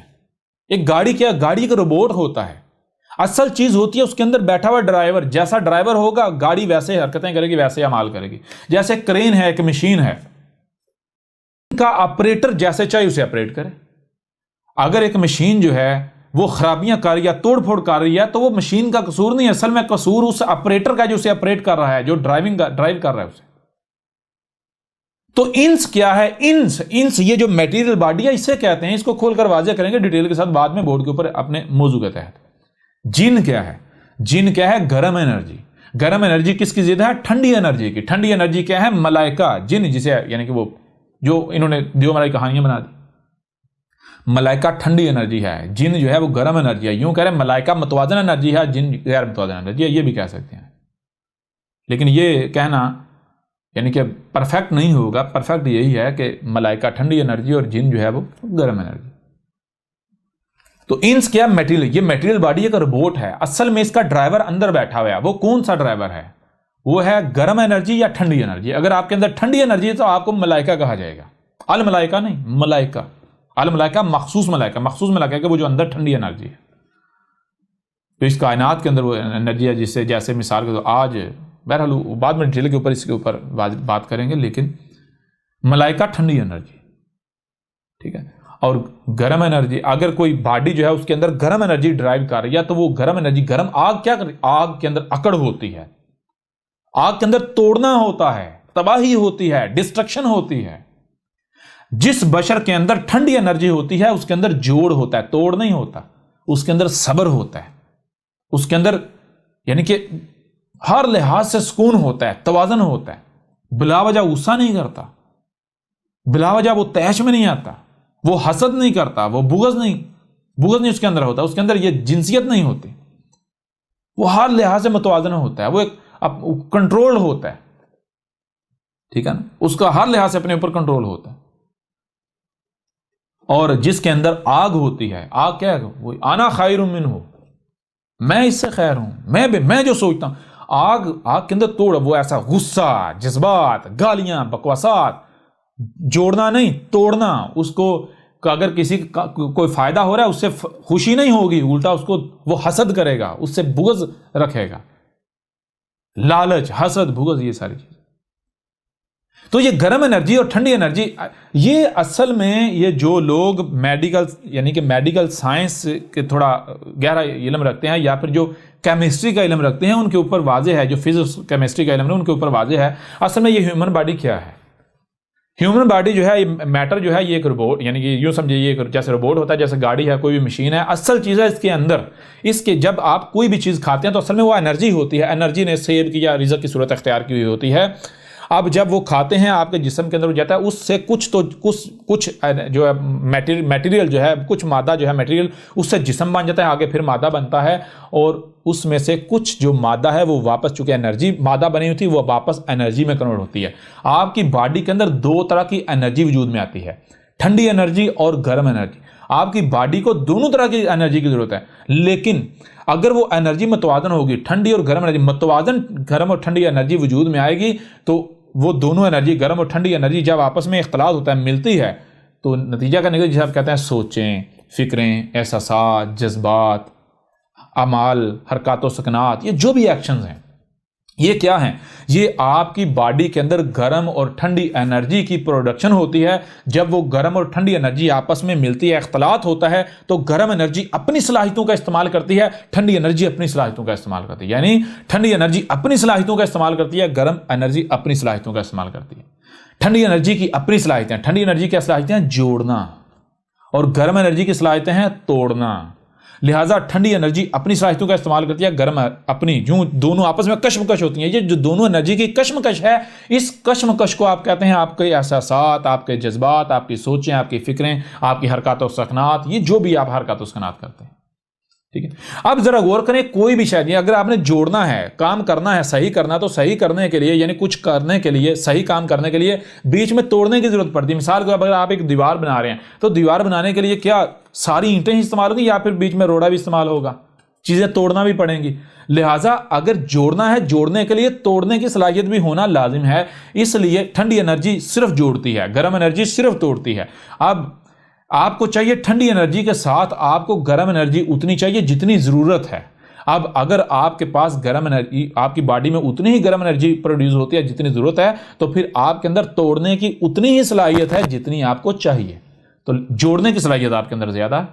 लिहाजा आप क्या करेंगे? आप जोड़ेंगे, आपके अंदर जोड़ होगा, और तोड़ना, आप तोड़ने की एनर्जी वहीं पर इस्तेमाल होगी जहां ज़रूरत होगी, ठीक है ना, वो भी जोड़ने के अंदर, ठीक है जी। लेकिन अगर आपकी बॉडी के अंदर गर्म एनर्जी का लेवल इंक्रीज हो जाता है और ठंडी एनर्जी का लेवल ڈیکریز ہو جاتا ہے، لو ہو جاتا ہے، کم ہو جاتا ہے، تو پھر گرم انرجی آپ کے اندر توڑ زیادہ آ جائے گا، حسد، بغض، لالچ، غصہ، اور جوڑ آپ کے اندر کم ہو جائے گا. ٹھیک ہے نا؟ آپ پھر کیا کریں گے؟ آپ فساد کریں گے، فساد کریں گے، آپ تباہیاں کریں گے، آپ توڑیں گے، آپ جوڑیں گے نہیں، توڑیں گے. پھر آپ کو جو نظر آئے گا، آپ کا دیکھنا، آپ کو دیکھنے میں بھی توڑ ہی نظر آئے گا. آپ کو نظر آئے گا یہ الگ الگ مخلوقات ہیں. کیوں؟ آپ جن ہیں نا، آپ آگ ہیں نا. جہاں بھی آپ کو کچھ جڑا ہوا نظر آئے گا اسے توڑیں گے. یہ ہے. تو اے عقل کے اندر تم جن ہو، تم ہو جن و انس. یہ تمہاری باڈی اور تمہیں آ رہے اندر، تمہیں آگ ڈرائیو کر رہی ہے. آگ کیسے پروڈیوس ہوتی ہے؟ وہ کیسے؟ رزق سے. تم لوگوں نے رزق کو غیر متوازن کر لیا. ساری بات ہی رزق کے اوپر آ کے ختم ہوتی ہے. کیوں؟ کیونکہ ذرا غور کرو، تمہیں بنایا کس سے گیا؟ تم ایک کیمسٹری کا فارمولا ہو. تمہیں ایلیمنٹس آف ارتھ، زمین کے عناصر سے وجود میں لایا گیا ہے. زمین کے عناصر کیا ہیں؟ کیمیکلز. تو تم کیا ہو؟ کیمسٹری کا ایک فارمولا ہو، کیمیکلز کا مرکب ہو. اب اگر ان کیمیکلز کا معیار، ان کی مقدار اوپر نیچے ہو جائے گی تو کسی کیمیا دان سے پوچھو، کسی کیمسٹری کے اسٹوڈنٹ سے پوچھو، لیب کے اندر، لیبارٹری کے اندر اگر کوئی عنصر کم یا زیادہ ہو جاتا تو نتیجہ کیا نکلتا ہے؟ اگر جو گرم عناصر ہیں وہ زیادہ ہو جائیں تو وہ بلاسٹ ہو جاتا ہے، تباہی، ڈسٹرکشن پیدا ہوتی ہے، ڈسٹرکشن ہوتی ہے. اور اگر جو یعنی کہ ٹھنڈے ایلیمنٹس ہیں، اگر وہ ان کی کثرت ہو جائے، وہ زیادہ ہو جائیں تو چیز بالکل ہی بیڑا غرق ہو جاتا ہے، اس کا بالکل ٹھنڈی پڑ جاتی ہے. ٹھیک ہے؟ یہ وہ لوگ جو پڑھے لکھے، جو اپنے آپ کو کہلواتے ہیں یونیورسٹیوں کے، جن کے پاس علم ہے، یا جو سائنٹسٹ ہیں، یا جو کیمسٹ ہیں، جو فزسٹ ہیں، ان کو بہت آسانی سے، جو میتھمیٹکس ہیں، ان کو میری بات بہت آسانی سے سمجھ میں آئے گی. ٹھیک ہے؟ بہت آسانی سے سمجھ میں آئے گی. آپ جو ہیں، آپ ایک کیمسٹری کا فارمولا ہیں. آپ جب کیمسٹری کا فارمولا ہیں تو ظاہری بات ہے آپ تب ہی ایک بہترین فارمولا ہو سکتے ہیں، بہترین مخلوق ہو سکتے ہیں، آپ سے بہتری کی امید رکھی جا سکتی ہے جب آپ کی باڈی متوازن عناصر سے وجود میں آئی ہو. ہر عنصر اتنا ہی ہو جتنی اس کی ضرورت ہے. اور وہ کس کو علم ہے؟ وہ آپ کے خالق کو علم ہے. اس کو پتا ہے اس نے آپ کو کن کن عناصر سے اور ان کی کتنی مقدار و معیار کا استعمال، کیسے معیار کا استعمال کیا. لہذا جب تک آپ یعنی کہ خالق کے انڈر رہو گے، آپ اپنے جسم میں وہی عناصر ڈالو گے، اتنے ہی ڈالو گے، ویسے ہی ڈالو گے جو خالق نے طے کر دیے، جو خالق کے فراہم کردہ ہیں، تو آپ بالکل پرفیکٹ رہو گے. خالق کون ہے؟ خالق یہ کائنات، نیچر. اگر آپ اپنے آپ کو نیچر کے آگے سرنڈر کرتے ہو، ٹھیک ہے نا، آپ ہر لمحے کیمیکلز اپنے جسم میں ڈال رہے ہو، ہر لمحے اگر آپ اپنے آپ کو نیچر کے آگے سرنڈر کرتے ہو، نیچر جو آپ کو کھانے کو فراہم کرے گی اس کے اندر متوازن انرجی ہوگی، متوازن عناصر ہوں گے، یعنی انرجی عناصر کی فارم میں موجود ہوگی، متوازن، اتنی ہی ٹھنڈی جتنی ضرورت ہے، اتنی گرم جتنی ضرورت ہے، نہ کم نہ زیادہ، بیلنس، متوازن. تو ایسے میں جب وہ جو ہے وہ انرجی جو کہ مادے کی صورت میں ہے، عناصر کی صورت میں، وہ عناصر آپ کی جب باڈی میں آ کر جسم بنے گا اور بیچ میں انرجی جو ہے وہ پروڈیوس ہوگی، بیلنس انرجی، تو آپ کی سوچیں، ظاہری بات ہے، ٹھنڈی انرجی متوازن، گرم انرجی متوازن، یعنی ٹھنڈی اتنی جتنی ضرورت ہے، گرم اتنی جتنی ضرورت ہے. دونوں جب آپ کی باڈی کے اندر ملتی ہیں، جڑتی ہیں، دونوں اپنی اپنی صلاحیتوں کا استعمال کرتی ہیں، تو پھر کیا جو سوچیں گے متوازن سوچیں، متوازن فکریں، آپ کے اعمال متوازن، آپ ہر لحاظ سے متوازن ہوں گے. آپ میں کسی قسم کی فحاشی نہیں ہوگی، کسی قسم کی کوئی آپ کے اندر توڑ ہوگا نہیں، آپ کے اندر صرف جوڑ ہوگا. آپ پھر اصلاح کریں گے. آپ کو پھر آپ دیکھیں گے کہیں توڑ تو نہیں ہے، آپ کو پھر جہاں توڑ ہے وہ نظر آئے گا، آپ پھر جوڑیں گے، وہاں اصلاح کریں گے. لیکن اگر آپ کے اندر یہ جو انرجی ہے، اس کا توازن بگڑ جاتا ہے تو پھر کیا ہوگا؟ یا تو آپ بالکل ٹھنڈے بن جائیں گے، صوفی بن جائیں گے، جسے کہتے ہیں بالکل یہ بڑا یہ اللہ لوگ ہے. اللہ لوگ نہیں ہے، یہ کیمسٹری کا وہ فارمولا جو بالکل ہی ٹھنڈا پڑ گیا، تباہ، بیکار ہو گیا، کسی کام کا نہیں رہا، الکلی زیادہ ہوگی اس میں. ٹھیک ہے نا؟ صوفی بن جائیں گے، ملنگ بن جائیں گے. تو یا پھر آپ کیا ہوں گے؟ یعنی اگر ٹھنڈی انرجی ہاتھ سے زیادہ ہو جائے گی، بالکل ملنگ بن جائیں گے. اور اگر گرم انرجی زیادہ ہو جائے گی تو پھر آپ توڑیں گے، آپ کے اندر اشتعال ہوگا، تیش ہوگی، چالاکیاں ہوں گی، مکاریاں ہوں گی. جو شخص اپنی زبان سے یہ کہے کہ میں بہت بڑا چالاک ہوں، میں بہت بڑا مکار ہوں، یا مجھے چالاکیاں آتی ہیں، وہ تو اپنی زبان سے دعویٰ کر رہا ہے، اعلان کر رہا ہے میں جن ہوں، وہ دعویٰ کر رہا ہے میں مفسد ہوں. مومن تو یہ کہہ ہی نہیں سکتا، مومن کے اندر چالاکی ہو ہی نہیں سکتی. جی، مومن ہو اور اس کے اندر چالاکی ہو، سوال ہی پیدا نہیں ہوتا. مومن جو اندر سے ہوتا ہے وہی باہر سے ہوتا ہے. اندر کچھ اور باہر کچھ اور ہو، اسے کہتے ہیں منافق، جسے آپ آسان الفاظ میں کہتے ہیں بڑا چلاک ہے، مکار ہے، ٹھیک ہے جی۔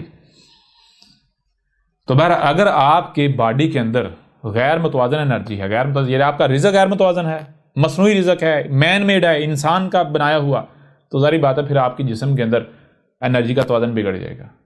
گرم انرجی اگر زیادہ ہو جائے گی تو پھر آپ کو ٹوٹی ہوئی چیزیں اچھی لگیں گی اور آپ توڑیں گے، اور آپ جہاں آپ کو جوڑ نظر آئے گا، کہیں جوڑ ربط نظر آئے گا، آپ اسے بھی توڑیں گے، آپ فساد کریں گے، آپ فساد کریں گے۔ جن و انس فساد کرتے ہیں، ٹھیک ہے۔ جن و انس جو ہے یہ شر ہیں، ان سے شر کی امید رکھی جا سکتی، خیر کی نہیں۔ جن و انس جو ہیں وہ کہتے ہیں، جن و انس کہتے ہیں کہ اللہ نے یہ کر دیا، اللہ نے وہ کر دیا، اللہ بیماریاں دیتا ہے، اللہ طوفان لاتا ہے، اللہ زلزلے لاتا ہے۔ گدھے کے بچوں، اللہ کیوں کرے گا ایسا؟ اللہ کے لیے تو الحمد ہے، یہ سارے کرتوت تمہارے ہیں۔ تو یہ بہرحال یہ چیزیں جب تمہیں صرف سننے کے لیے کان اور دیکھنے کے لیے آنکھیں نہیں دیں، بلکہ جو سنائی اور دکھائی اسے سمجھنے کی صلاحیت بھی دی گئی ہے، تو تم سنتے تو آ رہے ہو جی، اللہ نے خلق کیا ہے، اللہ نے بنایا ہے جنہوں نے انسانوں کی اکثریت کو جہنم کے لیے، سنتے اور دیکھتے تو آ رہے ہو، کیا سمجھا آج تک؟ چلو وہ تو تم سنتے تو آ رہے ہو، سن لیا، اب اور ایک کام کرو، اور کیا کرو، تمہیں سننے کی صلاحیت، صرف سننے اور دیکھنے کی بلکہ جو سنائی اور دکھائی رہے اسے سمجھنے کی صلاحیت دی، تم سمجھو بھی اس بات کو۔ جب تم سمجھو گے تو تمہارے سامنے وہ آئے گا جو طے شدہ ہے، پتہ چل جائے گا کس نے کیا، اللہ نے کیا ہے، تم نے خود کیا ہے۔ تو جب تم تحقیق کرو گے تو تم یہ کہنے پر مجبور ہو جاؤ گے زارانا لی جہنم کثیرا، ہم نے کیا، اللہ نے نہیں کیا، ہم نے یعنی انسانوں نے کیا، انسان کر رہے ہیں۔ یہ ہے لہم قلوب لا یفقہون بہا، لہم، اور یہ جو اس وقت موجود ہیں، اے مسلمانوں مسلمانوں تم اور دنیا میں جتنے لوگ ہیں، کیا تمہارے سینوں میں دل نہیں رکھے کہ تم ان سے سمجھ رہے ہو؟ نہیں سمجھ رہے۔ لا یفقہون بہا، تم ان سے نہیں سمجھ رہے۔ اگر تم دل کو اس مقصد کے لیے استعمال نہیں کر رہے کہ دل سے سمجھا جائے، ٹھیک ہے نا، تو پھر تمہارے سینے میں دل کا فائدہ کیا؟ محض خون کا پمپ کرنا، وہ تو جانوروں کے سینے میں بھی پمپ کر رہا ہے، پھر تم میں اور ان جانوروں میں فائدہ کیا، فرق کیا رہ گیا؟ تم میں اور ان میں فرق کیا رہ گیا؟ بہرحال آگے تھوڑا بڑھتے، وَلَهُمْ عَيُونٌ، اور کیا تمہیں آنکھیں نہیں دیں؟ آنکھیں ہیں نا، ہیں آنکھیں یا نہیں؟ تو ان آنکھوں سے دیکھو نا۔ لا یبصرون بہا، اور تم نہیں دیکھ رہے ان سے جی؟ نہیں، آج تو تمہیں دکھایا جا رہا ہے، دکھایا جا رہا ہے، کیوں نہیں دیکھ رہے؟ وَلَهُمْ آذَانٌ، اور تم کو کان نہیں دیے گئے؟ دیے گئے یا نہیں دیے گئے؟ دیے گئے نا۔ لا یسمعون بہا، اور نہیں سن رہے ان کے ساتھ، آج تمہیں سنایا جا رہا ہے، دکھایا جا رہا ہے، سمجھایا جا رہا ہے، تو کیوں نہیں آج سن رہے؟ کیوں نہیں آج دیکھ رہے؟ کیوں نہیں آج سمجھ رہے؟ پہلے تو تم سنے، تمہارے آباء و اجداد کہتے ہیں جی اللہ یہ کرتا ہے، اللہ وہ کرتا ہے، تم سن کے مان لیتے رہے، اپنے آباء و اجداد کی تو باتیں سنتے ہو جی، اللہ نے جنوں اور انسانوں کی اکثریت کو جہنم کے لیے پیدا کیا، یہ بات تو سنتے آئے ہو۔ جب وہ سنتے آئے ہو تو آج تمہارے کانوں کو موت پڑ گئی، فلٹر کیوں لگ گئے؟ آج یہ جو کہا جا رہا ہے یہ بھی تو سنو نا، یہ جو آج تمہیں دکھایا جا رہا ہے دیکھو نا۔ آج کیوں کان اور آنکھیں بند کر لیں؟ کیوں بند کر لیں؟ کیا تمہیں کان سننے کے لیے نہیں دیے تھے، آنکھیں دیکھنے کے لیے نہیں دی تھی؟ تو آج کیوں سن اور دیکھ نہیں رہے؟ کیا آج تمہیں سنایا اور دکھایا نہیں جا رہا؟ یہ تمہارے ساتھ کون کلام کر رہا ہے؟ تمہارا رب کلام کر رہا ہے، ہم تم سے کلام کر رہے ہیں۔ لا یسمعون بہا، نہیں سن ان کے ساتھ۔ اولئک کالانعام، یہی ہیں وہ لوگ جو بالکل کن کی طرح ہیں؟ ان جانوروں کی طرح ہیں جن کے گلوں میں پٹے پڑے ہوئے ہوتے ہیں۔ کالانعام، وہ جانور، وہ جاندار جو پالتو ہوتے ہیں، جنگلی جانور نہیں یا دوسرے آزاد نہیں، جو پالتو ہوتے ہیں، پالتو، ٹھیک ہے جی، پالتو جانور جیسے کتا ہے، بکری ہے، گائے ہے، بھینس ہے۔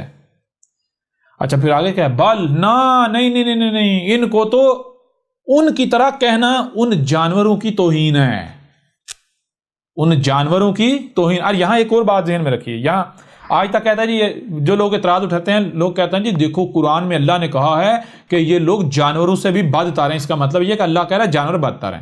اور گدھے کے بچوں، یہ قرآن میں کہیں نہیں لکھا ہوا اللہ یہ کہہ رہا ہے کہ یہ جانوروں سے بد تاریں یا یہ جانوروں کی طرح ہیں، نہ، بالکل نہیں۔ یہاں کہا کل انامی، بالکل ان جانوروں کی طرح ہیں جن کے گلوں میں پٹے پڑے ہوئے ہیں۔ کیوں؟ جس جانور کے گلے میں پٹا ہوتا ہے وہ کسی دوسری طرف جا سکتا ہے؟ وہ آزاد ہوتا ہے یا وہ غلام ہوتا ہے؟ وہ غلام ہوتا ہے، وہ اپنی مرضی نہیں کر سکتا۔ یعنی کہ جس نے اس کے گلے میں پٹا ڈالا ہوتا ہے، جس کا پٹا اس کے گلے میں ہوتا ہے، وہ اسی کے پیچھے پیچھے چلتا ہے، ادھر ادھر نہیں جا سکتا۔ ٹھیک ہے؟ تو ان لوگوں کا معاملہ ان جانوروں کی طرح ہے، وہ جانور جو پالتو ہوتے ہیں۔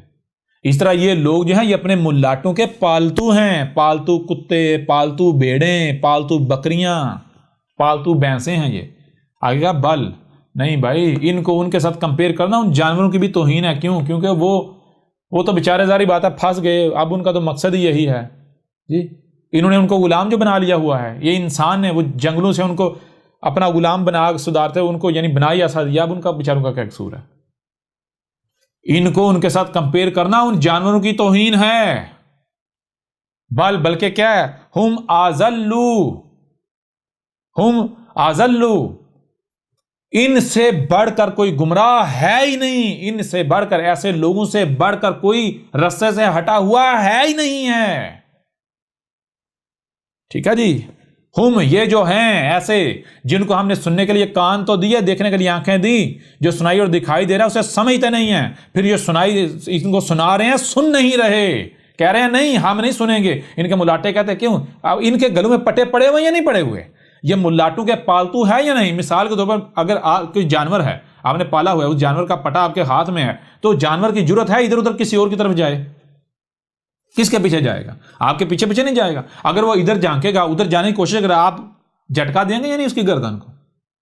بالکل اسی طرح کیا ان ملاٹوں نے ان کے گلوں میں پٹے نہیں ڈالے ہوئے؟ کیا یہ لوگ ان ملاٹوں کے پالتو کتے نہیں ہیں؟ ان کے پالتو جانور نہیں ہیں؟ ان کی طرح نہیں ہیں؟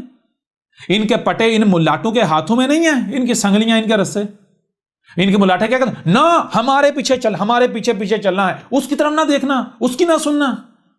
یہ جو احمد عیسیٰ سنا رہا ہے نا، احمد عیسیٰ کی جو آواز، اس کو نہیں سننا، کان بند کر لے۔ یہ جو احمد عیسیٰ کی بات ہے اس کو نہ دیکھنا، جو یہ دکھا رہا نہ دیکھنا۔ اور کل انعام کون ہوتے ہیں؟ بتاؤ ذرا، کل انعام اور کون ہوتے ہیں؟ اب کیا کرو گے؟ کہاں جاؤ گے؟ اولئک کل انعام، کیا تم لوگ وہی نہیں کہہ رہے؟ یہ تمہارے ملاٹے نہیں کہتے نہ اس کی نہ سننا، اس کو وہ نہ دیکھنا؟ اب تو کہتا ہے سارے فرقوں کی سنو، لیکن احمد عیسیٰ کی نہیں سننا، احمد عیسیٰ کی بات نہیں سننا۔ اور یہ تم لوگ کیا کرے اپنے ملاٹوں کے پیچھے؟ اب بتاؤ ذرا، یہ قرآن میں کن کا ذکر ہے؟ اور دوسری طرف یہ آیت آج بیان ہو رہی ہے، آج سے پہلے یہ آیت بیان ہوئی نہیں ہوئی؟ کس نے کی؟ احمد عیسیٰ نے۔ اور یہ احمد عیسیٰ کی یہی تو ساری دعوت ہے۔ یہ آیت کس کا ذکر ہے؟ کس کی تاریخ ہے؟ اب بتاؤ ذرا۔ بہرحال اولئک کل انعام بل ہم اضل، اور ان کو ان جانوروں کے ساتھ کمپیئر کرنا ان جانوروں کی توہین ہے۔ کیوں؟ وہ تو بیچارے مجبور ہیں، ٹھیک ہے، لیکن یہ ان کے پاس تو عقل تو ہے نا، کیا ان کو عقل نہیں دی؟ ان کو اختیار نہیں دیا؟ وہ جانور تو اختیار لیس ہے نا، وہ ان کے محتاج ہیں۔ لیکن کیا تم محتاج ہو؟ کیا ملاٹوں نے تمہارے گلوں میں پٹے ڈال لیے، تمہیں اپنا قیدی بنایا ہوا ہے، اپنا غلام بنایا ہوا ہے؟ کیا تمہیں ہم نے اختیار نہیں دیا کہ تم پٹا اتار کا پھینک دو؟ اختیار دیا ہوا یا نہیں؟ اس کے باوجود اگر تم اپنے پٹے نہیں اتارتے، ملاٹوں کے ڈالے ہوئے، اپنے اماموں کے، اپنے بڑوں کے، جن کے پیچھے تم اندھوں کی طرح چل رہے ہو، ان کے پٹے اپنے گلوں سے نہیں اتارتے، تو پھر بتاؤ ذرا، تم سے بڑھ کر کوئی گمراہ ہے، رستے سے ہٹا ہوا ہے؟ بل ہم اضل، بلکہ یہ کیا ہے؟ ان سے بڑھ کر کوئی گمراہ ہے ہی نہیں۔ اضل ہے، اس سے بڑھ کر کوئی گمراہی ہو سکتی ہے؟ اس سے بڑھ کر کوئی رستے سے ہٹا ہوا ہونا ہو سکتا ہے؟ تو جو اس طرح یعنی کہ جس ایکسٹریم رستے سے گمراہی کی ایکسٹریم ہے، یہ گمراہی کی ایکسٹریم ہے یہ. جب یہ گمراہی کی ایکسٹریم ہے, گمراہی کی انتہا ہے, تو پھر آپ خود بتائیں ایسے لوگوں کو ہدایت مل سکتی ہے؟ ایسے لوگ ہدایت پا سکتے ہیں؟ ہدایت تو تب ملے گی نا جب بات سنیں گے, سمجھیں گے. تو جب سننی ہی نہیں, سمجھنی ہی نہیں, تو ہدایت کیسے ملے گی؟ حق سمجھ کیسے آئے گا؟ جو لوگ یہ کہتے ہیں نہ بھائی اس کی بات نہ سننا ایمان خراب ہو جائے گا, نہ بھائی اس کی بات نہ سننا شکوک پیدا ہو جائیں گے, نہ بھائی اس کی بات نہ سننا مرتد ہو جاؤ گے, یہ اسلام سے پھر جاؤ گے. جو یہ کہتا ہے کہ تحقیق کرنے سے بندہ گمراہ ہو جاتا ہے, کیا اس سے بڑا کوئی بے وقوف کوئی ہو سکتا ہے؟ وہ تحقیق کرنے سے چیزیں سمجھ میں آتی ہیں یا پھر بندہ گمراہ ہوتا ہے؟ جی, اگر ایک مشین ہے, کوئی گاڑی ہے, اس کے بارے میں آپ کے پاس علم نہیں ہے, آپ کہتے ہیں نہیں میرے پاس علم ہے, میں اس گاڑی کے بارے میں سارا کچھ جانتا ہوں, میرے پاس علم ہے, آپ کو کہا جاتا ہے بتاؤ, اس کے بارے میں سوالات کیے تھے, آپ کے پاس کوئی جواب نہیں, تو آپ کو کہا جاتا ہے بھائی آپ کے لیے بہتر یہ ہے پہلے تحقیق کر لو. یعنی گاڑی میں تحقیق کر لو, گاڑی کو دیکھو, گاڑی کی ریزننگ کرو, سوچ وچار کرو, اس میں دیکھو کیا ہے, کیسے فنکشن ہوتے ہیں. آپ کہتے ہیں نا میں اگر تحقیق کروں گا میں گمراہ ہو جاؤں گا, تو آپ سے بڑا کوئی بیوقوف ہے کوئی؟ آپ تحقیق سے کیوں ڈرتے ہیں؟ آپ تحقیق سے اس لیے ڈرتے ہیں کہیں ہمارے آباء و اجداد غلط ثابت نہ ہو جائیں. وہ گدھے کے بچوں, تمہارے آباء و اجداد غلط ثابت ہو جائیں گے, تمہارے آباء و اجداد اگر غلط ثابت ہو جائیں گے تو کیا ان کو, مجھے یہ بتاؤ کہ ان کو یہ حق دیا گیا کہ نہیں بھائی تمہارے ہی پیچھے چلنا ہے؟ ان کے بعد یہ اتھارٹیز کی آنکھیں بند کر کے ان کے پیچھے چلا جائے, یا پھر اگر غلط ثابت ہو جائیں تو ان کو ترک کر دو. کوئی خوف کھانے کی ضرورت ہے اگر وہ غلط ثابت ہو جائیں؟ تمہیں تو خوش ہونا چاہیے کہ ہم ابراہیم کی مثل بنیں. جیسے ابراہیم نے, اس کے آباء و اجداد غلط ثابت ہوئے تو اس نے اس دین کو ٹھوکر مار دی, جوتے کی نوک پر رکھا, اور جو حق ہے اس کی طرف لپکا. تمہیں تو خوش ہونا چاہیے کرنے, تو تمہیں خوف لاحق ہے. اگر تمہارے آباء و اجداد غلط ثابت ہو جاتے ہیں تو تمہیں تو خوش ہونا چاہیے, چلو اچھا ہے ہم بچ گئے گمراہی سے. گمراہی کے پیچھے تو نہیں چلنا, گمراہوں کے پیچھے تو نہیں چلنا. لیکن یہاں ہے معاملہ بالکل الٹا ہے, بالکل غور نہیں کرتے. اولئک ھم الغافلون, یہی تو ہیں. یہ کون سے لوگ؟ یہ وہ والے جو آج اس وقت دنیا آپ دیکھ رہے ہیں, یہ خود کو مسلمان کر رہے ہیں, غفلت میں ڈوبے ہیں, غفلت میں پڑے ہوئے ہیں, کوئی فکر ہی نہیں ہے ان کو, کوئی فکر نہیں, کوئی احساس نہیں, کچھ بھی نہیں.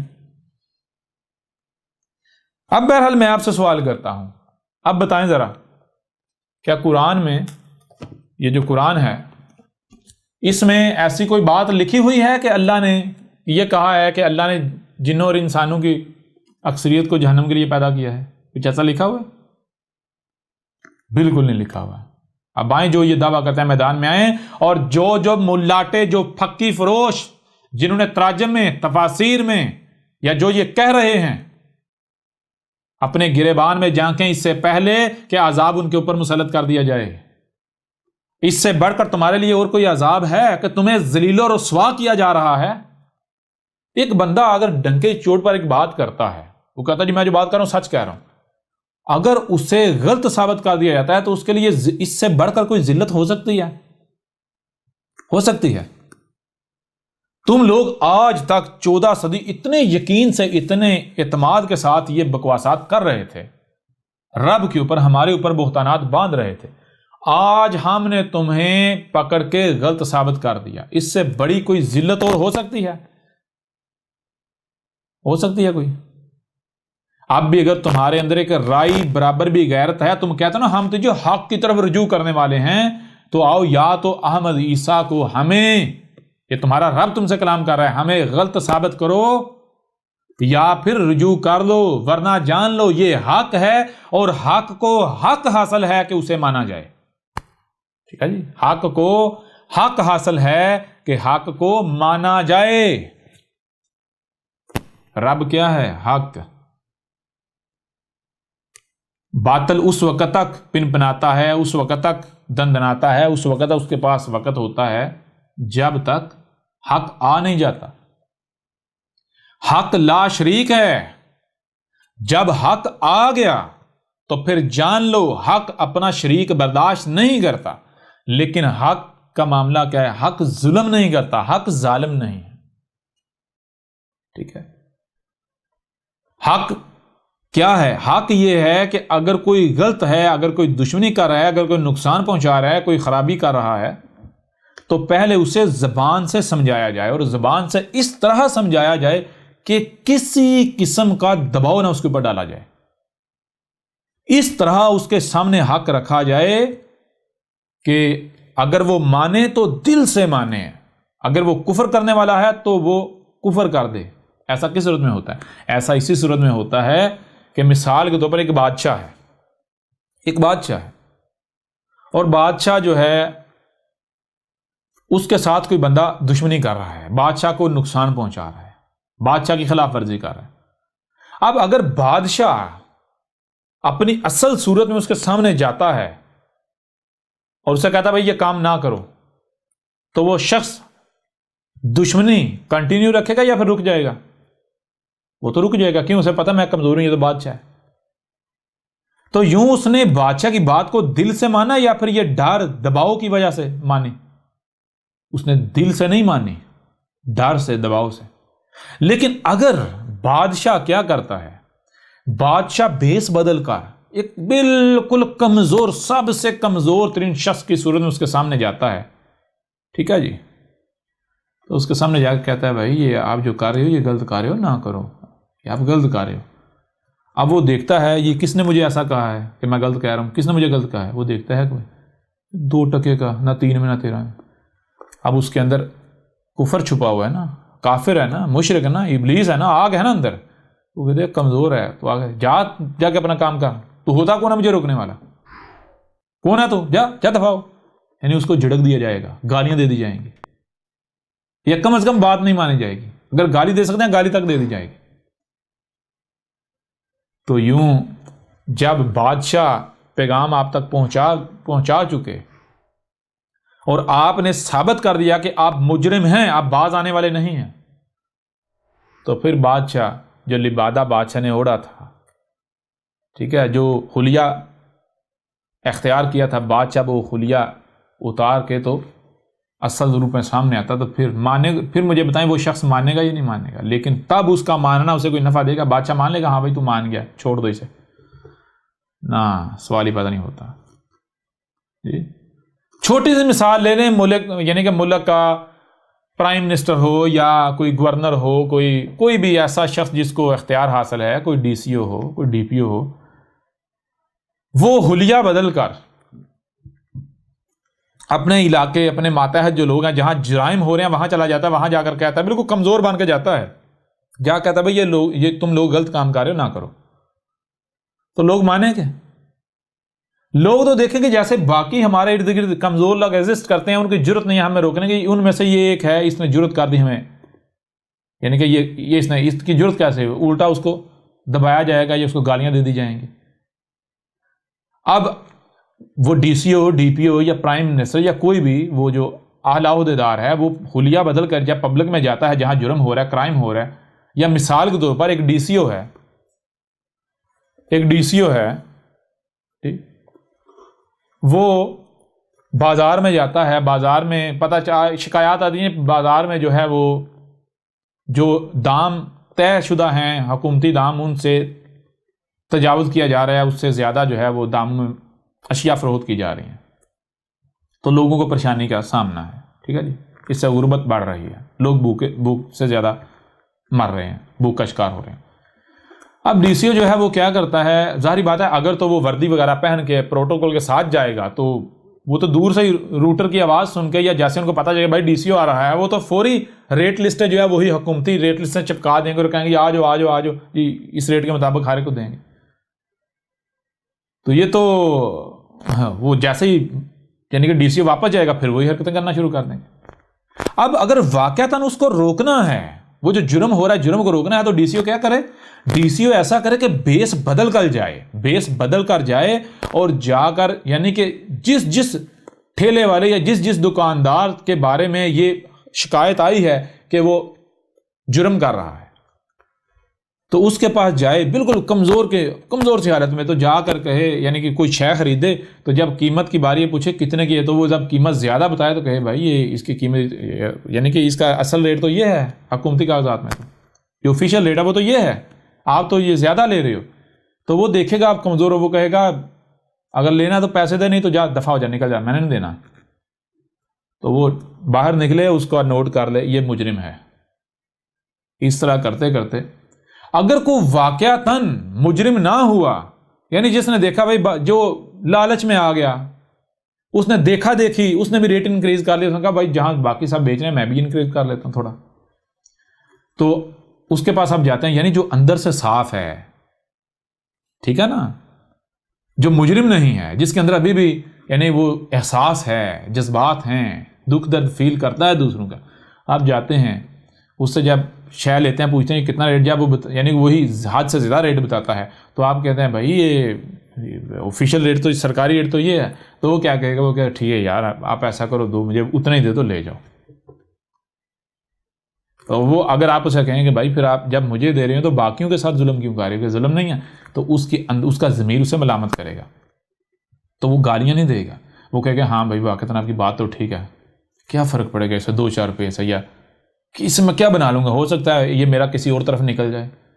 یعنی اس کو اندر یہ چیزیں آنا شروع ہو جائیں گی کہ جب میں یہ حرام کما رہا ہوں یا غلط طریقے سے پیسہ اکٹھا کر رہا ہوں یا لوگوں کا حق کھا رہا ہوں، تو کل ہو جائے میرا بچہ اس کا ایکسیڈنٹ ہو جائے، کچھ بھی ہو جائے، یہ کوئی بیماری آ جائے، کوئی آفت آ جائے، اور یہ جو میں نے اکٹھا کیا ہے اس کے ساتھ جو میری محنت کمائی وہ بھی چلی جائے، ڈوب جائے۔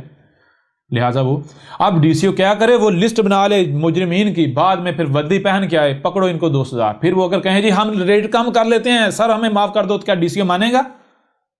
کبھی بھی نہ مانے گا۔ بالکل اسی طرح آج تمہارے اوپر حق کھول کھول کر واضح کیا جا رہا ہے، حق کو حق حاصل ہے کہ حق کو مانا جائے، لیکن حق کیا ہے؟ حق ہے، حق ظالم نہیں ہے۔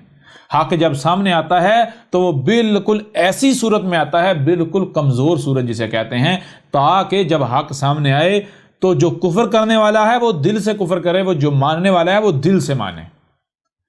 یوں جب فرق ہو جائے، مجرمین واضح ہو جائیں، تو بعد میں پھر چونکہ حق کو حق حاصل ہے، پھر حق کے پاس صرف زبان ہی تو نہیں ہے نا، حق کیا ہے؟ حق پرفیکشن کیا ہے؟ حق کیا ہے؟ حق صرف زبان نہیں، وجود میں ہاتھ بھی ہیں، تو پھر ہاتھ حرکت میں آتے ہیں، لاتیں حرکت میں آتی ہیں۔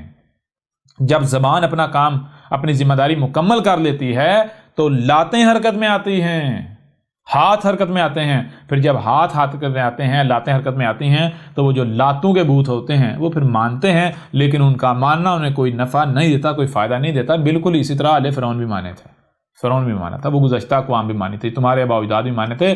لہٰذا اے ملاٹو، اے مجرمین، آج تمہارے پاس آخری موقع ہے، جان لو یہ۔ اگر تم یہ سوچ رہے ہو، تمہارا گمان یہ ہے کہ یہ آج 4 دن چیخے گا، چلائے گا، اس کے بعد چپ کر جائے گا یا قتل ہو جائے گا، مر کھپ جائے گا، ہماری دکانداریاں ایسے ہی چلتی رہیں گی، تو جان لو یہ تمہارا زن ہے، زن کی اتباع کر رہے ہو۔ اگر کسی کے اندر رائی برابر بھی عقل ہے نا، تو صرف اتنا غور کر لے، اتنا غور کر لے کہ ایک لمحے کے لیے مان لیں کہ جس عذاب سے احمد عیسیٰ متنبہ کر رہا ہے، ایک لمحے کے لیے مان لیا جائے وہ عذاب نہیں آئے گا، دنیا سے ہی چلتی رہے گی۔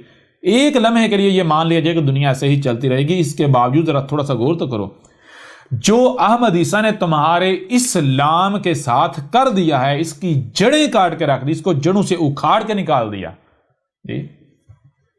اگر دنیا ایسے ہی چلتی رہتی ہے، 8 10 20 سال بعد، 30 سال بعد تمہارے اسلام کے ساتھ کیا ہوگا؟ یہ کہاں پر کھڑا ہوگا جی؟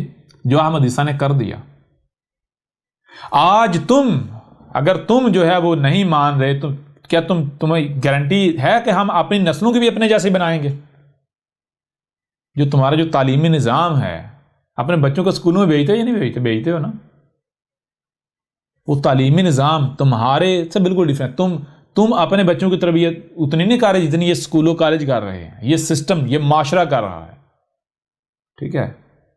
جو عیسائیت سی ایک وقت تھا، عیسائیت بھی تمہاری طرح متشددی، عیسائیت بھی سمجھتی، عیسائیت جب حق سامنے آتا تھا تو عیسائیت جو ہے وہ بھی آگے سے یہی حرکتیں کرتی جو تم کر رہے ہو، لیکن کیا عیسائیت بچی؟ نہیں بچی، ٹھیک ہے؟ جب عیسائیت نہیں بچی، اور اگر بالفرض مان لیے دنیا سے ہی چلے، تو کیا تمہارا بچے گا اتنا تو عیسائیت کے ساتھ نہیں ہوا جتنا تمہارے ساتھ ہو گیا، تمہارے اسلام کے ساتھ احمد عیسیٰ نے کر دیا ہے۔ یعنی اگر تم غور فکر کرنے والے ہو، عقل والے ہو، تو تمہیں تو چونک جانا چاہیے بھائی۔ آج اگر ہم احمد عیسیٰ کی مخالفت کر کے، اس کے ساتھ دشمنی کر کے اگر تھوڑی موج مستی کر بھی لیتے ہیں، اور اگر دنیا ایسے چلتی رہتی ہے جس عذاب سے متنبع کر رہا ہے وہ نہیں بھی آتا، تو کل کو دنیا ہمیں جوتے مارے گی، تاریخ ہمیں جوتے مارے گی، ہماری اولادیں ہیں، ہماری نسلیں جو ہیں وہ منہ دکھانے کے قابل نہیں رہیں گی۔ ٹھیک ہے نا، وہ منہ دکھانے کے قابل نہیں رہیں گی۔ تمہیں تو یہ فکر لاحق ہونی چاہیے۔ پھر حقیقت حق ہے، حق یہ ہے کہ اگر تم تھوڑا سا بھی غور کر لو، پہلی بات یہ ہے کہ یہ جو آج تمہارے سامنے آیا ہے، کیا یہ حق نہیں ہے؟ دنیا کی کوئی طاقت باطل ثابت کر سکتی ہے؟ نہیں نہ کر سکتی، یہ حق ہے نا۔ جب یہ حق ہے تو پھر حق کیا ہے؟ حق اپنا شریک برداشت نہیں کرتا، حق لا شریک ہے۔ اب جب حق سامنے آ گیا ہے تو جان لو حق اپنے شریک کو برداشت نہیں کرے گا۔ اس وقت حق زبان سے وارننگ دے رہا ہے، زبان سے وارن کر رہا ہے، اور جب زبان اپنا کام مکمل کر لے گی تو پھر ڈنڈا چلے گا، پھر حق اپنا منوائے گا۔ حق کسے کہتے ہیں؟ حق کہتے ہیں، جیسے سائنسی زبان میں، یہ جو جدید جو تہذیب ہے اس کی زبان میں کہتے ہیں لا آف فزکس۔ ٹھیک ہے جی، لا آف فزکس، جیسے یہ جسے آپ کہتے ہیں کہ جو گریوٹی ہے، لا آف فزکس یا لاز آف نیچر، نیچر اپنے لاز کو منواتی ہے۔ ٹھیک ہے، تو یہ جو ہو رہا ہے یہ کیا ہے؟ یہ لا آف نیچر ہے۔ ٹھیک ہے جی، یہ لا آف نیچر ہے، یہ تمہیں ماننا پڑے گا۔ ٹھیک ہے، یہ لا آف فزکس ہے، یہ تمہیں ماننا پڑے گا۔ دیکھتے ہیں کیسے نہیں مانو گے۔ مانو گے لیکن اس طرح جیسے فرعون مانا تھا، جیسے تمہارے آباء و اجداد مانے تھے، اس طرح۔ لہذا اب یا تو احمد عیسیٰ کو غلط ثابت کرو، یا پھر تمہارے لیے خیر اسی میں ہے، ابھی بھی وقت ہے۔ جو تم لوگوں نے عہد کیا تھا، اقرار کیا تھا کہ جب تم میں ہمارا رسول آ جائے اور رسول کی تصدیق اس میں موجود ہو جو تمہارے دونوں ہاتھوں کے درمیان ہے، جس کے ساتھ تم انسانیت کے رہنمائی کے دعوے دار بنے ہوئے ہو، تو پھر تم نے کیا کرنا ہے؟ نہ صرف اسے تسلیم کرنا بلکہ اس کی نصرت کرنی ہے۔ اور اگر تم نصرت نہیں کرتے، نہیں مانتے، پھر جاتے ہو، تو پھر جان لو اللہ فقیر نہیں ہے، اللہ کا کوئی نقصان نہیں ہے، مارے تم جاؤ گے۔ ٹھیک ہے، تمہیں قرآن میں نبیین کہا گیا۔ نبیین اردو میں کیا کہتے ہیں؟ جو یہ بتاتے ہیں دنیا میں آنے کا مقصد کیا ہے، کیا کرنا ہے، کیا نہیں کرنا۔ ٹھیک ہے نا، تو تم نبی ہونے کے دعوے دار نہیں۔ اور ذرا غور کرو کہ جب تم لوگوں نے یہ فیلڈ اختیار کی تھی، جب تم نے کسی مدرسے میں داخلہ لیا تھا، جب بچپن میں تمہارے اندر یہ چیز آئی کہ میں جی لوگوں کی رہنمائی کروں گا، میں تو کیا تم نے یہ کہا تھا کہ ہم باطل کا ساتھ دیں گے؟ کیا اس وقت تم نے بار بار یہ اقرار نہیں کیا تھا کہ میں دین سیکھ کر حق کا ساتھ دوں گا؟ کیا ہر کوئی یہی اقرار نہیں کرتا تھا؟ ہر کوئی یہی نہیں کہتا تھا اپنی جوانی میں کہ میں تو دین سیکھ کر حق کا ساتھ دوں گا؟ تو آج حق آ گیا یا نہیں آ گیا؟ آج حق، ذرا غور کرو، جب مثال کے طور پر ذرا ماضی میں اپنے آپ کو لے جاؤ، جب تم نوجوان تھے، بچے تھے، اور تم سے کسی نے پوچھا کہ بیٹا کہاں جا رہے ہو، تو آپ کہتے میں جی مدرسے جا رہا ہوں۔ کیوں جا رہے ہو؟ جی دین سیکھنے۔ دین کیا؟ یہ حق سیکھنے۔ تو چھوڑو، دنیا کماؤ، یہ کرو، کوئی اور سیکھ لو، کیا تمہیں مدرسے میں ملے گا؟ مولوی بنو گے، اس سے زیادہ کیا کر لو گے؟ تو آگے سے کیا کہتے تھے؟ کیا آپ اقرار نہیں کرتے؟ نہیں بھائی، میں حق سیکھ کر حق کا ساتھ دوں گا۔ ٹھیک ہے، یہی آپ کا دعویٰ نہیں ہوتا تھا؟ یہی بار بار جب بھی کہیں بھی آپ کا اگر والد آپ سے پوچھا تھا بیٹا مدرسے میں پڑھ کے یا تم یہ دین سیکھ کر کیا کرو گے، تو کیا آپ کا یہ دعویٰ نہیں ہوتا تھا کہ میں حق کا ساتھ دوں گا، میں انسانیت کی رہنمائی کروں گا، اصل دین لوگوں کے اوپر واضح کروں گا؟ یہ دعویٰ تھا یا نہیں؟ بار بار یہ کسی کی طرف سے پوچھے جانے پر رب پوچھتا تھا تم سے، رب بار بار پوچھتا تھا کہ تم کیا کرو گے؟ نبی بن کر کیا کرو گے؟ انسانیت کی رہنمائی کے دعوے دار بن کے کیا کرو گے؟ تو بار بار تم یہ، یعنی کہ رب کیا؟ یہی جسے تمہیں حالات حالات ایسا کر دیتے ہیں، حالات ویسا کر دیتے ہیں. تو جب تم سے کوئی بھی پوچھتا تھا تو کیا کہتے؟ کیا تم یہ نہیں کہتے تھے ہم حق کا ساتھ دیں گے؟ تو آج حق آ گیا، آج تم میں ہمارا رسول آ گیا. اور کیا ہمارے رسول کی کیا حق کی تصدیق اس میں موجود نہیں ہے جو تمہارے دونوں ہاتھوں کے درمیان ہے؟ یہ جو حاضر القرآن ہے اس میں تصدیق موجود نہیں ہے؟ جب اس میں تصدیق موجود ہے تو ذرا جانو، یاد کرو وہ جو تم نے اقرار کیا تھا، جو تم نے ہم سے عہد کیا تھا، آج تم اس عہد سے پھر کیوں رہے ہو؟ آؤ نا اب حق کا ساتھ دو، اب گواہی دو کہ ہاں اے لوگوں یہ حق ہے، مان لو ورنہ مارے جاؤ گے. آج تمہیں کیوں سانپ سونگھ گیا ہے؟ اور اگر تم نہیں مانتے، نہیں تصدیق کرتے، نہیں لوگوں کے اوپر واضح کرتے، نہیں تم حق کی نصرت کرتے، رسول کی نصرت نہیں کرتے، تو جان لو ہم تمہارے محتاج نہیں ہیں. اللہ فقیر نہیں ہے، اللہ فقیر نہیں ہے. عقل کے اندو مارے جاؤ گے، ہم تو تمہارے اوپر احسان کر رہے ہیں. یہ تو تم خود دعوے دار تھے ہم تو حق کا ساتھ دینے والے ہیں، ہم تو حق کا ساتھ دیں گے، ہم دین سیکھے حق کا ساتھ دیں گے، ہم حق کا ساتھ دیں گے، ہم تو حق کی طرف رجوع کرنے والے ہیں. لو آج حق آ گیا. اب اگر تم حق کا ساتھ نہیں دیتے، حق کی نصرت نہیں کرتے، تو جان لو نقصان حق کا نہیں ہے، نقصان تمہارا اپنا ہے. کیوں؟ کیونکہ حق کو حق حاصل ہے کہ حق کو مانا جائے. حق اپنا آپ منوا کے رہتا ہے، تم میں سے ہر ایک مانے گا، لیکن وہ ماننا تمہیں کوئی نفع نہیں دے گا. تم مانو گے لیکن وہ ماننا تمہیں نفع نہیں دے گا. لہذا آج تمہارے پاس آخری موقع ہے. ٹھیک ہے؟ یہ جتنے بھی پھکی فروش ہو، جتنے بھی ملاٹے ہو، جتنے بھی، اگر تم میں سے کوئی ایک بھی ایسا ہے جو یعنی کہ جو لوگوں کی ملامتوں سے ڈر رہا ہے، خوف کھا رہا ہے، یعنی کہ اس وجہ سے گواہی نہیں دے رہا کہ لوگ کیا کہیں گے، یہ ہو جائے گا، وہ ہو جائے گا، میرے پر زمین تنگ ہو جائے گی، یا پھر وہ یہاں تک کہ کوئی اس انتظار میں ہے کہ کوئی پہل کرے اور میں اس کے پیچھے گواہی دوں، اس کے پیچھے کھڑا ہو جاؤں، تو جان لو پھر بھی تم جرم کرو گے. تم تو خود کہتے ہو محمد ہمارا رسول ہے. اسی قرآن کو اٹھا کے دیکھو کیا اس میں کہا گیا. وہ عقل کے اندر لوگوں کی ملامتوں کی پرواہ نہیں کرو. اگر تم واقعتاً جانتے ہو، واقعتاً مانتے ہو کہ اللہ جو ہے وہ غنی ہے، اللہ کو کوئی نقصان نہیں پہنچا سکتا، اللہ سے بڑھ کر کوئی طاقتور نہیں ہے، تو پھر تم مجھے یہ بتاؤ کہ یہ حق کیا ہے؟ اللہ کا کام ہے یا نہیں؟ اللہ کی بات ہے یا نہیں؟ جب تم اللہ کے ساتھ کھڑے ہو جاؤ گے تو بے شک پوری دنیا ہی تمہارے خلاف کیوں نہ ہو جائے، کیا اللہ تمہیں نقصان پہنچنے دے گا؟ یہ احمد عیسیٰ تمہارے سامنے ہے. ذرا غور کرو جو کردار احمد عیسیٰ ادا کر رہا ہے. آج تک کسی کی جرت تھی یہ باتیں کرتا؟ جرت تھی کسی کی؟ کیوں جرت نہیں تھی؟ اس وجہ سے نہیں تھی، ہر کوئی ڈرتا تھا. یہ ملاٹے خود کہتے ہیں، خود مانتے ہیں اپنے نجی محفلوں میں، جب ان کے اوپر کوئی بات واضح کی جاتی ہے حق ہے تو ان سے پوچھا جاتا ہے بھئی آپ کیوں نہیں لوگوں کو بتاتے؟ تو کہتے ہیں بھئی اگر بتائیں گے تو لوگ قتل کر دیں گے، لوگ ماریں گے، لوگ ملامتیں کریں گے، اکثریت خلاف ہو جائے گی، زمین تنگ کر دیں گے، لہذا جی مسئلے سے کام لو، ایسے ہی چلتا رہنے. جی تو یہ تم کیا دعویٰ کرتے ہو؟ تم تو اپنے اس عمل سے یہ دعویٰ کرتے ہو کہ رب فقیر ہے. اور پھر دوسری بات، جب یہ اتنا مشکل ہے، اتنا مشکل تھا، اسی لوگوں کی ملامتوں، لوگوں کی تہمتوں، لوگوں کی گالیوں، لوگوں کی دشمنی، قتل، زیادہ سے زیادہ قتل ہو جاتا نا بندہ، اس سے بڑھ کر نہیں کچھ ہوتا. اس ڈر کی وجہ سے نہیں نا یہ کہہ رہے تھے، حق سامنے نہیں لا رہے تھے، حق کا ساتھ نہیں دے رہے تھے. اسی ڈر کی وجہ سے نا کہ اگر ہم حق کا سامنے دیں گے ہم قتل ہو جائیں گے. آج تک جو بات کرنے کی کسی کی جرت نہیں تھی، آج احمد عیسیٰ ڈنکی کی چوٹ پر کہہ رہا ہے. اس کے باوجود دنیا کی کوئی طاقت احمد عیسیٰ کو کوئی نقصان پہنچا پائی؟ اور جس کے ذرا غور کرو، اگر صرف انڈیا، پاکستان اور بنگلہ دیش کے مسلمان لے لیں، انڈیا، پاکستان، بنگلہ دیش، افغانستان کے مسلمان لے لیں، کتنے بنتے ہیں؟ 1 ارب سے زیادہ بنتے ہیں؟ 1 ارب کے قریب بنتے ہیں یا نہیں بنتے؟